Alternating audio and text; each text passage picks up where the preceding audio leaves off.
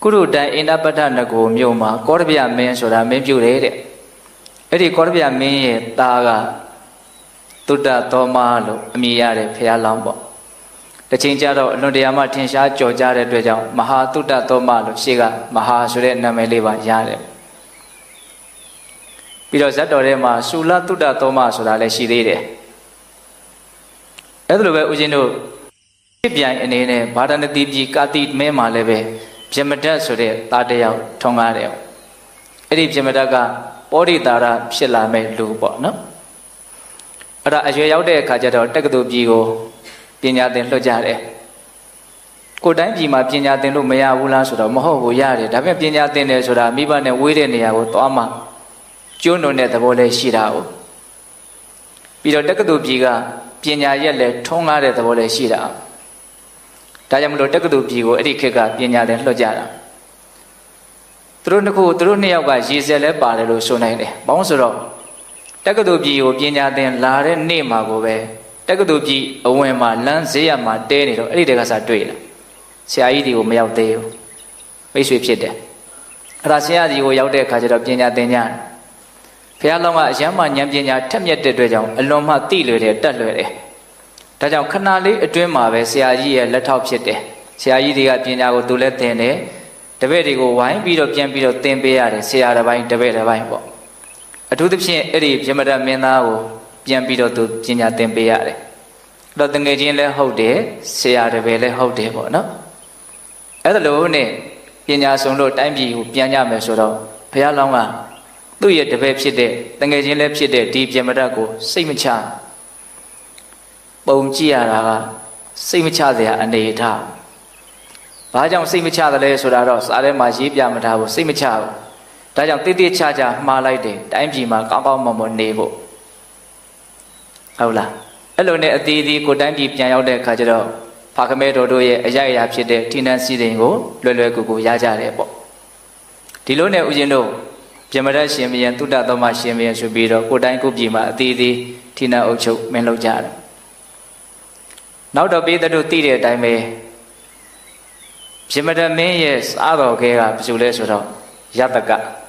ဟုတ်လားမရရတကခြိုင်မယ်ကွာဆိုတာကြားဦးတယ်မဟုတ်လားအဲ့ဒီယတကစားတော်ခဲရဲ့မေးလျော်ပေါ့ဆမှုကဒီရှင်မင်းရဲ့ဘဝကိုအကြီးအကျယ်အပြောင်းလဲဖြစ်သွားစေတာပဲမေးလျော်တာကအကြီးတော့မဟုတ်ပါဘူးမိဖို့ကြောင့်ကိုတကားမပိတ်ခဲ့တဲ့ကိစ္စမိဖို့ကြောင့်ကိုတကားမပိတ်တဲ့အခါကျတော့ဘုရင်အတွက်ချက်ထားတဲ့အမဲသားတွေအသားတွေအဲ့ဒါတွေကိုခွေးကဝင်စားသွားတယ်အဲ့ဒါနောက်နေ့ရောက်တော့ဘုရင်ကိုဆက်ကပ်เสียမရှိဒါဟာအသက်ဆုံးရှုံးသည့်အထိရာဇဝတ္တန်တက်နိုင်တဲ့အနေအထားပေါ့အဲ့တော့သူကလည်းမရမကကြံဖန်ရတယ်ဖြစ်ချင်တော့နောက်နေ့ကဥပုပ်နေမို့လို့ဈေးပိတ်တယ်တဲ့သွားဝယ်လို့မရအဲ့တော့ねယတကကဘလို့ကြံလဲဆိုတော့တင်းချိုင်းမှာလက်လက်ဆက်ဆက်မြုပ်ထားတဲ့သူသေးကောင်ကိုညတွင်ချင်းသွားရှာတယ်အဲ့ဒီသူသေးကောင်ရဲ့ပေါင်သားကိုလှီးပြီးတော့ယူလာတာအဲ့ဒါကိုချက်ပြီးတော့ဘယင်ကိုဆက်ကတ်တယ်ဘလူးဘဝမှာဘဝပေါင်းများစွာကျင်လည်ခဲ့တယ်တဲ့အဲ့ဒီပြမတတ်ကနိကတဲ့အနေအထားဘဝတန်တရားမှာဘီလူဘဝပေါင်းများစွာအဲ့ဒီလူသားကိုယတကကချက်ပြီးတော့လဲကတ်လိုက်ရသူရှားဘောကိုတင်လိုက်တယ်အဲ့ဒီအသားတုံးတုံးကိုအကျော်ပေါင်း9000တခါတည်းပြန့်ပြီးတော့နှံ့ပြီးတော့စိမ့်သွားတယ်တဲ့အရန်ကြိုက်သွားတယ်ဒါပါလဲပေါ့ဘဝဓာတ်ခံရဲ့အနေအထားတွေရဲ့ရိုက်ခတ်မှုလည်းပါတာပေါ့နော်အဲ့ဒါနဲ့သူတိုးတိုးလေးမေးတယ်ဒါဘာသာတုံးပေါ့သူ့ရဲ့မျက်နှာမှာအရန်မှလည်းတုံလှုပ်နေတယ်အဲ့တော့ယတကကလိန်တယ်ဒါအမဲသားပါခါတိုင်းစားနေကြအသားပါအဲ့လိုပြောတဲ့အခါကျတော့ဘုရင်ကတန်လျက်ကိုတခါတည်းထဆွဲတယ်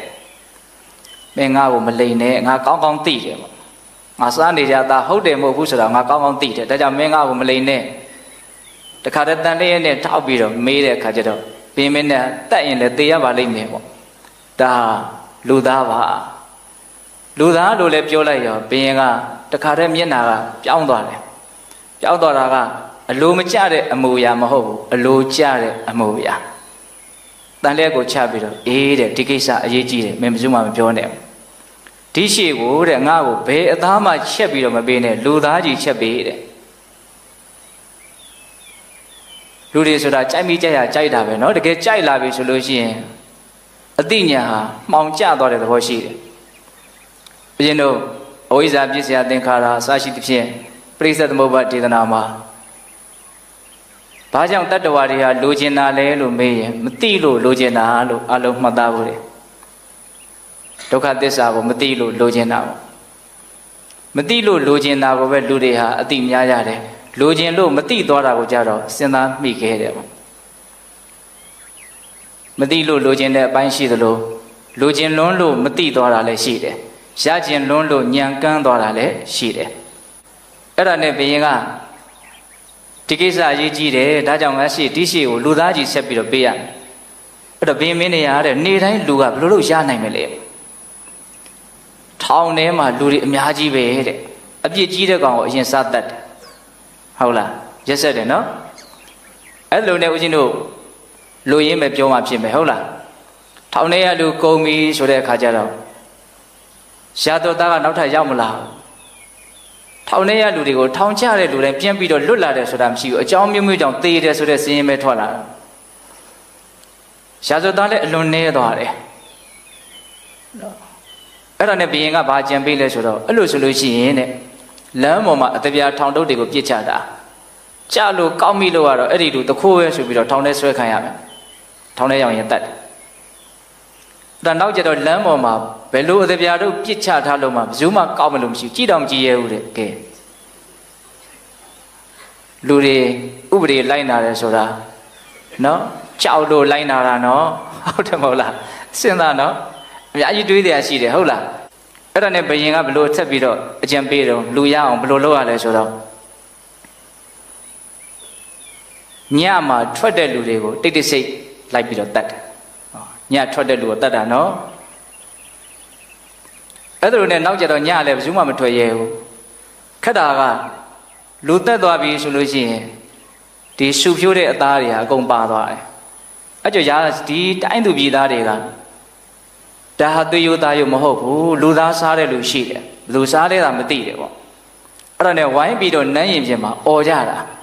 တိုင်းပြည်မှာဘေးအန္တရာယ်တင့်နေပြီလူသားစားတဲ့လူကိုဘင်မင်းတွေကဖမ်းပေးပါ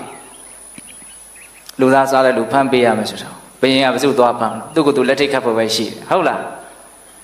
အဲ့တော့ဘယင်ကဘာပြောလို့ဆိုတော့မင်းတို့မှာဖြစ်တဲ့ကိစ္စကိုဘာဖြစ်လို့ငါစီလာអော်နေရတာတော့မင်းတို့ဘက်သူရှားပြီးတော့ဖမ်းမလားတဲ့တရားခံကသူတည်ပြီးသားပဲလေဟုတ်လားအဲ့ဒါနဲ့ဘယင်ကဒီကိစ္စကိုသူဘလို့မှမကင်တွေ့တဲ့အခါကျတော့စစ်သူကြီးဖြစ်တဲ့ကာလဟတိဆိုတာရှိတယ်အဲ့ဒီစစ်သူကြီးကာလဟကဒီတခိုးကိုမိအောင်ဖမ်းမယ်ဒီလူဆိုးကိုမိအောင်ဖမ်းမယ်ဆိုဖမ်းတော့မိတာပေါ့မိတဲ့အခါကျတော့မင်းဘာဖြစ်လို့တတ်တော့ဒီလူတွေကိုအဲ့လိုကြမ်းကြမ်းထန်ထန်စစ်တဲ့အခါကျတော့ဘယင်စားဖို့လို့ဒီလူတွေကိုတတ်ရတာမင်းဘယင်းရှင်မှာမေးမယ်ဆိုရင်ကမင်းအဲ့ဒီတိုင်းမင်းပြောရဲမလားနေရတာကိုကြောက်ရတာပေါ့နော်ပြောရဲပါတယ်ဆိုတော့ဒါနောက်နေ့ရောက်တော့ဘင်းရဲ့ရှေ့တော်မှာကိုအဲ့ဒီရတကခေါ်ပြီးတော့တိတိဆိုင်ဆိုင်ပြောတယ်အဲ့တော့ဘယင်းကလည်းပဲမျက်နှာမပြတ်ဘူးတတိယတော့တော်တော်ကောင်းတယ်ငါအတွက်လှုပ်လှုပ်ပေးနေတဲ့လူကိုဘာဖြစ်လို့မင်းတို့ကဒီလိုမျိုးဖြစ်နေရတာတော့တဲ့အဲ့လိုတောင်ပြောတာနော်သူ့အတွက်အလှုပ်လှုပ်ပေးနေတဲ့လူကိုဘာဖြစ်လို့ဒီလိုကြမ်းကြမ်းထန်ထန်ဆက်ဆံရတယ်လဲပေါ့ဝန်ခံလိုက်တဲ့သဘောပါပဲအဲ့ဒါလိုလည်းပြောလိုက်ရောကာလဟတိကမင်းကြီးတဲ့လူသားဆိုတာမစားသင့်ဘူးဒါကြောင့်လူသားကိုရှောင်ကျင်သင့်တယ်လူသားကိုမစားဖို့အတွက်တားတာပေါ့အဲ့လိုတားတဲ့အခါကျတော့ဘုရင်ကြီးကပြုံးပြုံးပဲနားထောင်အဲ့ဒါကာလဟတိကရှေးတုန်းကဖြစ်ခဲ့မှုတဲ့အကြောင်းအရာတွေပါတင်ပြပြီးတော့တားတာမင်းကြီးတဲ့ရှေးတုန်းကငါးကြီးအာနန္ဒာဆိုတာရှိတယ်ယူဇနာနဲ့ချီပြီးတော့ကြည်တယ်အဲ့ဒါနောက်တော့သမုဒ္ဒရာထဲမှာဂမူတွေဂမောက်တွေတောင်တွေလိုဟာမျိုးတွေကလည်းရှိတာအလွန်နဲ့တဲ့နေရာမျိုးမှာအဲ့ဒါငါကဘလောက်ကြီးလဲဆိုတော့အဲ့ဒီတောင်ကိုပတ်ထားတာသူ့ရဲ့ကောင်းကသူ့အမီးကိုပြန်ပြီးတော့ကြိုက်လို့ရတဲ့အနေအထားမျိုးအရွှေကြီးကြီးပေါ့နော်အဲ့ဒါကိုသူ့အမီးမသိဘူးကျန်တဲ့ငါးတကောင်ရဲ့အမီးထင်ပြီးတော့ကြိုက်လိုက်တယ်ဟုတ်လားအဲ့ဒီမှာအဲ့ဒီသူကြိုက်ချီလိုက်တဲ့တကယ်တမ်းအမိကဘယ်သူအမိဖြစ်နော်သူအမိဖြစ်နေတယ်အဲ့ဒီအသားကိုသူ့ပါဇက်ထဲလဲပါသွားပြီဆိုတော့ဒီကိုအောင်ကြီးကပေါက်ပြေးသွားပြီလေသွေးတွေပါတွေထွက်ပြီအဲ့ဒီမှာငါးသေးသေးတွေသူ့ထက်သေးတဲ့ငါးတွေကအကုန်လုံးလာပြီးတော့သူ့ကိုစားရတယ်အဲ့ဒါအယိုးပဲကျွန်းတယ် အယိုးတောင်လောက်ရှိတယ်လို့ဆိုတယ်အဲ့ဒါကိုအဲ့ဒီခေတ်ကဇံရအပင်ញင်ယသိတွေကဒီအကြောင်းအရာကိုလူတွေကိုတဆင့်ပြန်ပြောလို့သမုဒ္ဒရာထဲမှာဒီလိုမျိုးအခြေအနေရှိခဲ့မှုတယ်ဆိုတာကိုသိရတယ်တဲ့အဲ့ဒါကိုတက်တည်ပြပြီးမင်းကြီးလူသားဆိုတာမစားဘူးကိုသားကိုပြန်စားရင်ဒုက္ခရောက်မယ်ပေါ့အဲ့လိုပြောတဲ့အခါကျတော့ပြမတမင်းကကလဟတဲ့မင်းမပုံနေပတ်တင်နဲ့ပြောတတ်တာမဟုတ်ဘူးငါလည်းပြောတတ်တယ်တဲ့မင်းကမစားနဲ့လို့ပြောပြီမလို့ငါကလည်းအလွန်စားခြင်းတယ်ပေါ့ကိုဖြစ်ချင်တာမဖြစ်ရဘူးကိုရချင်တာမရဘူးဆိုရင်လည်းပဲတည်တတ်တယ်တဲ့ဒါကြောင့်မလို့ငါဖြစ်ချင်တာတော့ငါဖြစ်အောင်လုပ်မယ်ပေါ့ဆိုလိုတဲ့အဓိပ္ပာယ်ကနော်အဲ့ဒါသူကဘာကိုတက်တည်ပေးတုံးဆိုတော့သူဇာတတတိရဲ့သားဆိုတာရှိတယ်ကွာတဲ့အဲ့ဒါဇံရယသိတွေကိုအဲ့ဒီတတိကကိုးဝယ်လာအဲ့ဒါဒီနေ့တော့အဲ့ဒီဇံရယသိတွေကဟောဇဗုဒိကျွန်းကနေပြီးတော့မြောက်ကျွန်းကနေပြီးတော့တပြုတ်တပြေသီးဆိုတာကိုခူးလာတာအဲ့ဒီတပြေသီးလေးကိုယူလာတဲ့အခါကျတော့ဒီတတိရဲ့သားဒီတပြေသီးကိုစားခြင်းစားခြင်းတော့ယသိတွေကိုငိုတောင်းတော့ယသိတွေကကျွေးလိုက်တာပေါ့ကျွေးတော့အဲ့ဒီတပြေသီးကအရန်ကောင်းတဲ့အခါကျတော့ယသိတွေကနောက်နေ့ရောက်တော့ဇန်နဲ့ပြန်သွားပြီးဒီကိုပြန်မလာတော့ဒီကလေးကအဲ့ဒီတပြေသီးကိုစားခြင်းထပ်တောင်းတယ်တပြေသီးကမရတော့ဘယ်မှာမှမရှိဘူးဘာကျွေးလို့မှမရဘူးအဲ့ဒီတပြေသီးမရတဲ့အတွက်ကြောင့်အဲ့ဒီကလေးစိတ်တဖြစ်ပြီးတော့သေရှာတယ်ပေါ့ဒါကြောင့်တပြေသီးမစားလို့သေတဲ့ကလေးတောင်ရှိသေးတာလူသားမစားရင်ငါလည်းသေခြင်းသေသွားနိုင်တယ်ပေါ့မရှောင်နိုင်ဘူးပေါ့နော်အဲ့လိုပြောတဲ့အခါကျတော့ကာလဟကတခါသုထိယလူလင်ဆိုတာရှိတယ်တဲ့ဥမာတစ်ခုထပ်ပြရနော်အလွန်အမျိုးတန့်တဲ့ပိုက်ဆံပေါ်တဲ့တထေတာတယောက်ပေါ့နောက်အရက်ကြိုက်တဲ့အတွက်ကြောင့်ဒီစွန့်တဲ့အတွက်ကြောင့်ဆွေတွေမျိုးတွေစီးတဲ့ဥစ္စာတွေကိုစွန့်ပြီးတော့လမ်းဘေးမှာကိုယ်ကိုယ်ရမယ်သိခဲ့ရဘူးတဲ့ဒါကြောင့်ယတ္တတဏရှာရဲ့အလိုကိုမလိုက်သင့်ဘူးလို့ကာလဟတိကတရားချတာအဲ့လိုပြောတဲ့အခါကျတော့ပြမတတ်ကမင်းမအဲ့လိုပြောတတ်တာမဟုတ်ဘူးငါလည်းပြောတတ်တယ်ဆိုတဲ့သဘောမျိုးနဲ့နောက်ထပ်သူကလည်းပဲအဖြစ်အပျက်လေးတစ်ခုထပ်ပြောတယ်အဲ့ဒါကဘာလဲဆိုတော့စောစောကပြောခဲ့တဲ့တေးသွားတဲ့ကလေးရဲ့ဖေးသူဇာတာတကြွယ်ပေါ့နောက်တော့ယတိတွေကပြန်လာအဲ့တော့ယတိတွေနေတဲ့ကျောင်းကိုသူကသွားပြီးတော့အိတ်တာအိတ်တဲ့အခါကျတော့ညမှာတရားမင်းကအဲ့ဒီယတိတွေကိုလာပြီးတော့ရှ िख ိုးတယ်တဲ့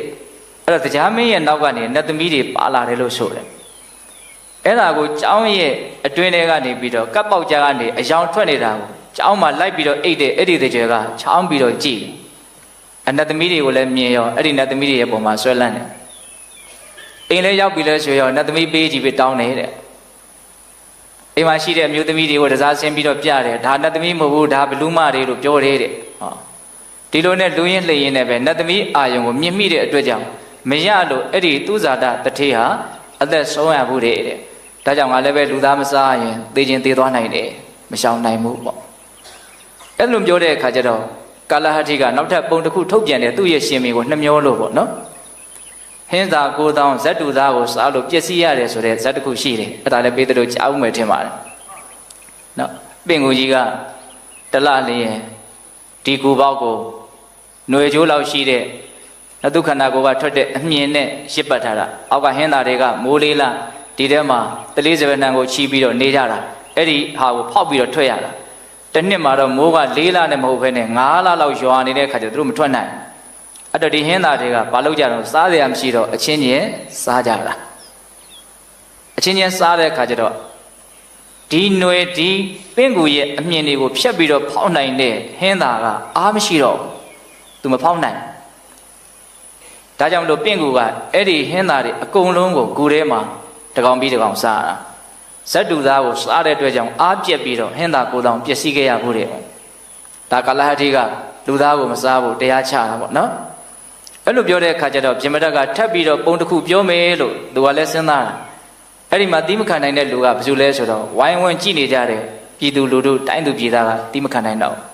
ဒီလောက်ဆိုးတဲ့ရှင်မင်းတိုင်းပြည်နဲ့မတန်ဘူးနှင်းထုတ်ရမယ်ဆိုပြီးတော့အကြမ်းဖက်ကြတာပေါ့နော်အဲ့ဒီကြတော့သူကလည်းပဲကြောက်သလားဆိုတော့မကြောက်ဘူးနော်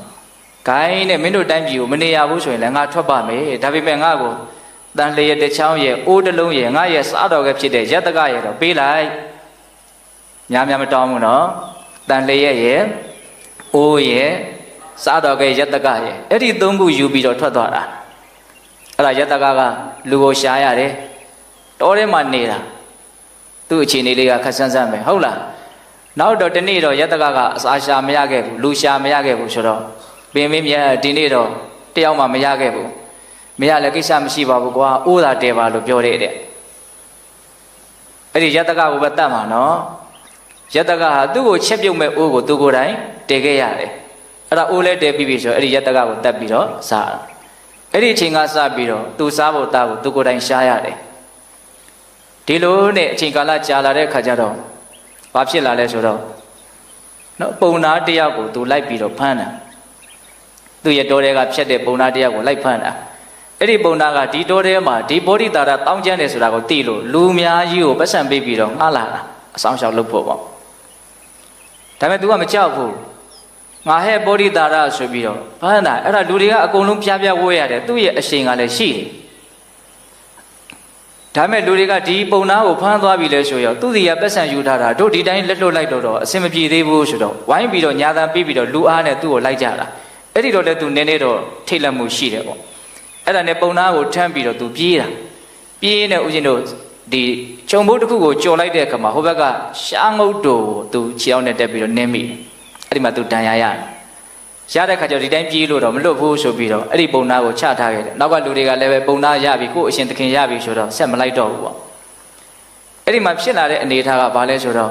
ဒီခြေထောက်ကိုစူးမိတဲ့ရှားငုတ်တန်ရာကမပြောက်ဘူးအဲ့တော့ဘာလုပ်လဲဆိုတော့အဲ့ဒီနားမှာအလွန်ကြီးတဲ့ညောင်မကြီးတစ်ပင်ရှိတယ်သူနေတဲ့နေရာပေါ့တစ်ပင်ကြီးအရန်ကြီးပြီဆိုရင်ဒီပင်မှာတစ်ပင်ဆောင်တက်ရှိလိမ့်မယ်လို့တော့ထင်ကြတာပေါ့နော်တကယ်လေအဲ့ဒီပင်ကြီးကညောင်မဆောင်တက်ကရှိနေတယ်အဲ့တော့ဘောဓိတာတာကဘာလုပ်လဲဆိုတော့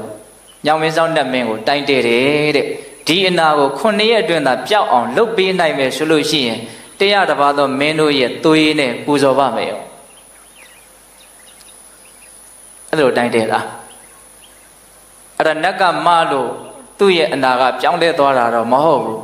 ဘာမှမစားရမတောက်ရလို့ဒီတိုင်းကြီးနေတဲ့အခါကျတော့အနာကမန်းတိတ်ပြီးတော့ခြောက်ပြီးတော့ပျောက်သွားတယ်အဲ့ဒီအနာပျောက်သွားတာအကန်ဆိုးတာပဲနော်အနာပျောက်သွားပြီဆိုတော့ဘသူရဲ့တကိုးကြောင့်ပျောက်တယ်လို့သူထင်တော့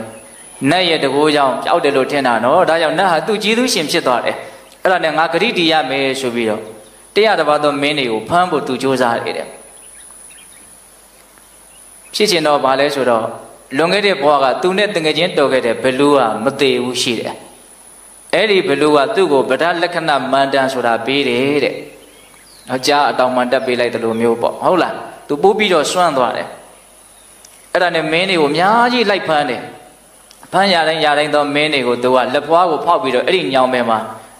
ခြေထောက်နဲ့မြေကြီးနဲ့မထိတတိအနေထားမျိုးနဲ့တွဲလောင်းဆွဲတာရဲလဲရက်ဆက်တယ်ပေါ့နော်အဲ့လိုမင်းတွေတော်တော်များများဖမ်းပြီးပြီဆိုတော့ညောင်မဲဆောင်တက်ကစိတ်ပြက်တယ်ပေါ့နော်သူ့ညောင်မဲအောက်မှာတကယ်ကိုသွေးတန်ရဲရဲနဲ့ကြက်တည်မရှိမင်္ဂလာမရှိသူလည်းဘာမှလုပ်ပေးရတာမဟုတ်ဘဲနဲ့သူ့ရဲ့ကျေးဇူးဆက်ပုံကြီးကစိတ်ပြက်စရာကြီးပေါ့နော်အဲ့ဒါနဲ့ဒါကိုဘယ်လိုလုပ်ရမလဲဆိုတော့ तू မတားတတ်ဘူးအဲ့ဒါနဲ့စတုမာတဲ့နမကြီးလေးပါးစီကိုသွားပြီးတော့အကြောင်းကျိုးသွားပြောတယ်တဲ့ဒီကိစ္စဘယ်လိုကင်တွယ်ရမလဲပေါ့ငါတို့စီကိုလာပြီးတော့အချမ်းချမ်းမတောင်းနဲ့တဲ့ပြဿနာပေါင်းများစွာကိုတပြိုင်တည်းဖြေရှင်းနေတယ်တရားမင်းဒီကိုသွားပြီးတော့အကူကြီးတောင်းကြည့်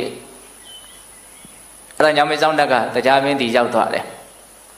တရားမင်းဆိုတာကတကယ်လဲညံကောင်းတယ်ပေါ့နော်မြင်တယ်ဘာမြင်လဲဆိုတော့ပညာရှိတဲ့ပုဂ္ဂိုလ်တယောက်နဲ့တွေ့မှသာလေဒီပြဿနာအခက်အခဲဟာပြေလည်နိုင်လိမ့်မယ်ပေါ့ဒါပညာကဘယ်သူရှိလဲလို့ကြည့်လိုက်တော့ဇူရိကျွန်းမှာသုဒ္ဓသောမကိုမှီတဲ့ပညာကြီးတဲ့ပုဂ္ဂိုလ်တယောက်မှမရှိဘူးဒါကြောင့်မလို့ညောင်မင်းဆောင်တက်ကိုအကြံပေးတယ်မင်းအဲ့ဒီဘောဓိတာရကိုထင်ပြပြီးတော့ရှေ့ကနေပြေးတွေ့ပြီဆိုလို့ရှိရင်မကျေနပ်တဲ့အကြောင်းပြောဘာလို့မကျေနပ်လဲလို့မေးလို့ရှိရင်ပုံတော်ကြောမင်းတွေကိုဖမ်းလာပြီးတော့လာပူဆိုတယ်တကယ်မင်းကိုကြတော့မဖမ်းဘူးဒါကြောင့်သုဒ္ဓသောမမပါလို့ငါမကျေနပ်နိုင်ဘူးလို့မင်းပြောလိုက်အဲ့ဒါဆိုရင် तू ကသုဒ္ဓသောမကိုရအောင်ဖမ်းလိုက်မယ်အဲ့ဒီသုဒ္ဓသောမမင်းပညာရှိရောက်လာပြီဆိုရင်ဒီပြဿနာကိုသူရှင်းလိုက်မယ်ပညာရှိကိုယုံကြည်ရနော်ဟုတ်လားအဲ့လိုပြောတဲ့အခါကျတော့ညောင်မင်းဆောင်တက်ကအဲ့ဒီဗောဓိတာရမြင်အောင်ယဟန်အသွင်ပြတယ်လို့ဆိုတော့ယဟန်ဆိုတာလည်းမင်းတစ်မျိုးပဲဆိုတော့တတ်ဖို့လိုက်တယ်ဒီဗောဓိတာရကဒါပေမဲ့လိုက်တယ်မမိဘူး မမိတဲ့အခါကျတော့ရပ်ပါလို့ပြောတဲ့အခါကျတော့သင်မရှူတုံးလို့မေးတော့ညောင်မဆောင်နဲ့ဖြစ်တယ်ပေါ့ဟာညောင်မဆောင်နဲ့ဆိုရင်သူကြည်သူရှင်ကြီးပဲပေါ့အေးတဲ့ဒါပေမဲ့ငါမကြည်နဲ့ဘူးပေါ့ဘာဖြစ်လို့လဲဆိုတော့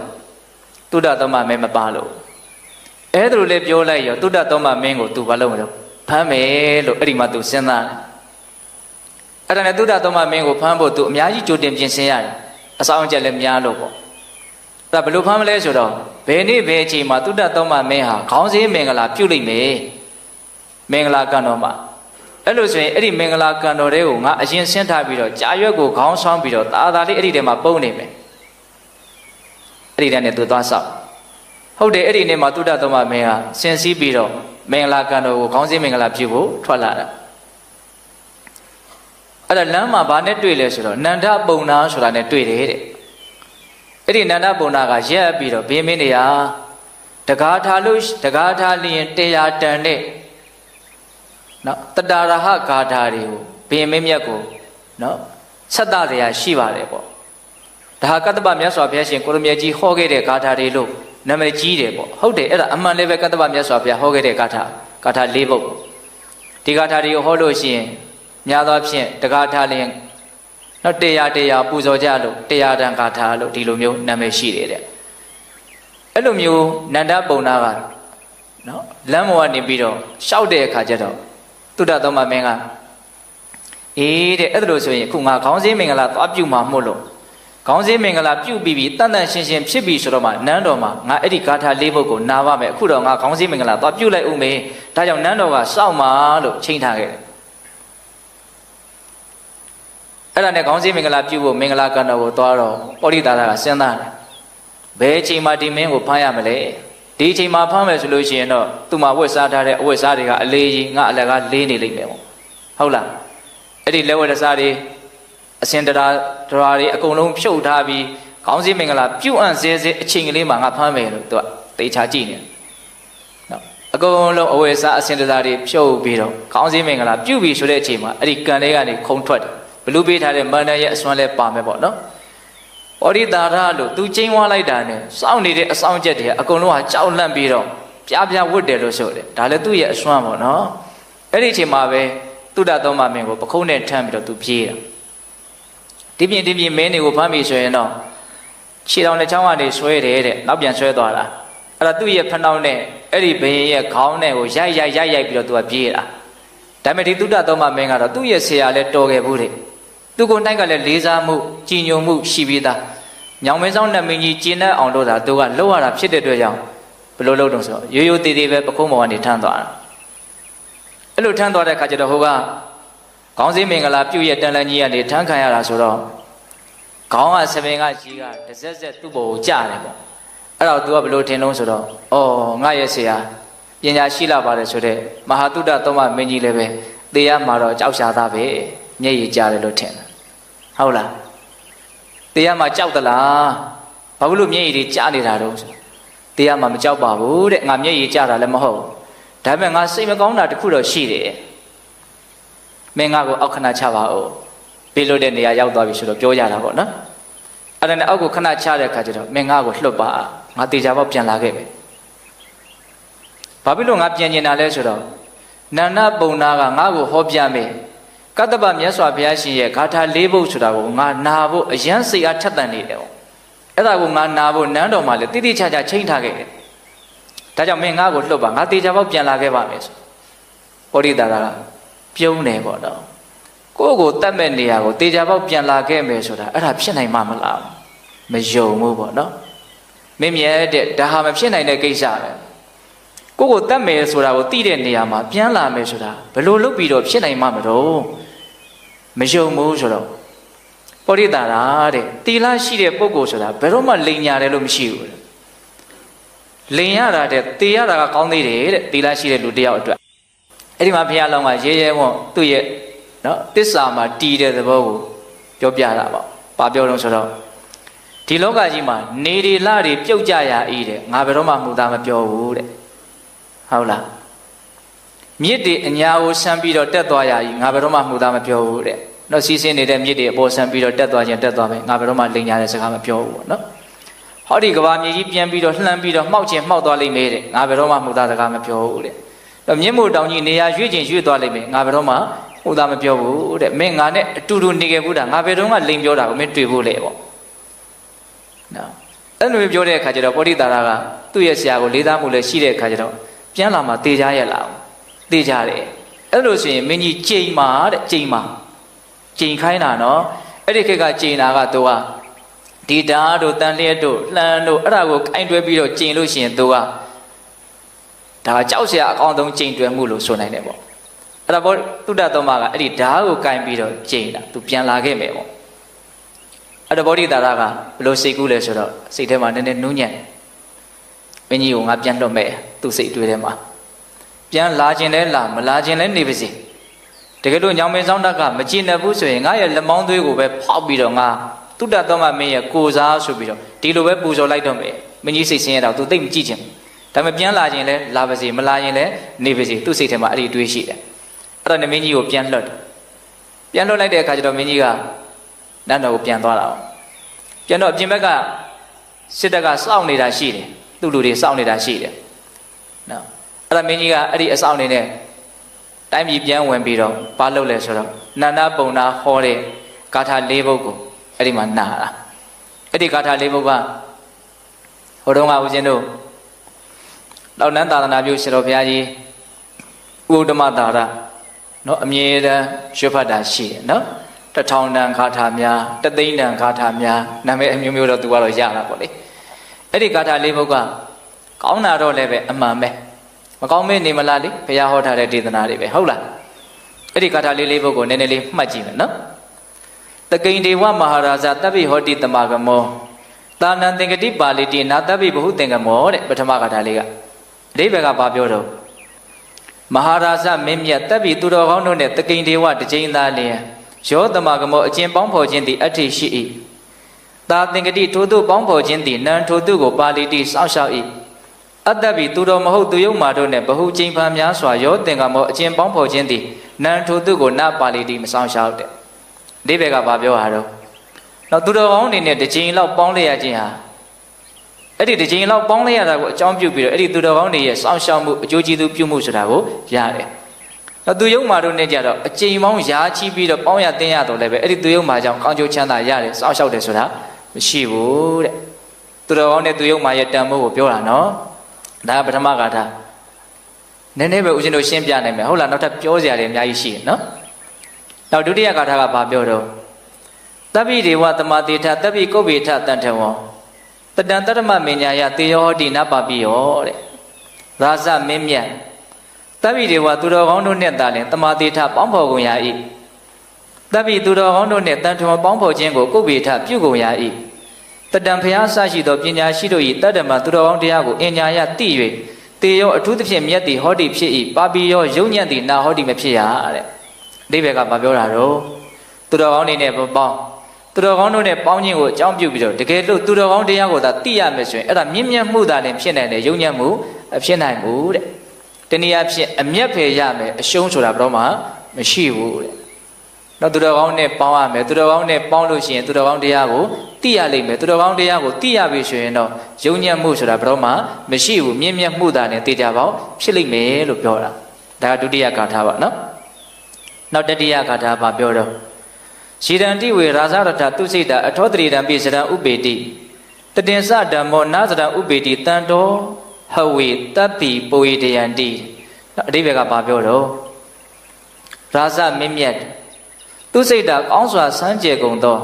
ရာဇရထမင်းစီယထာတို့သည်ဝေစင်စစ်ဧကံအဖြင့်ရှီရန်တိဆွေးမြေပျက်စီးကုန်၏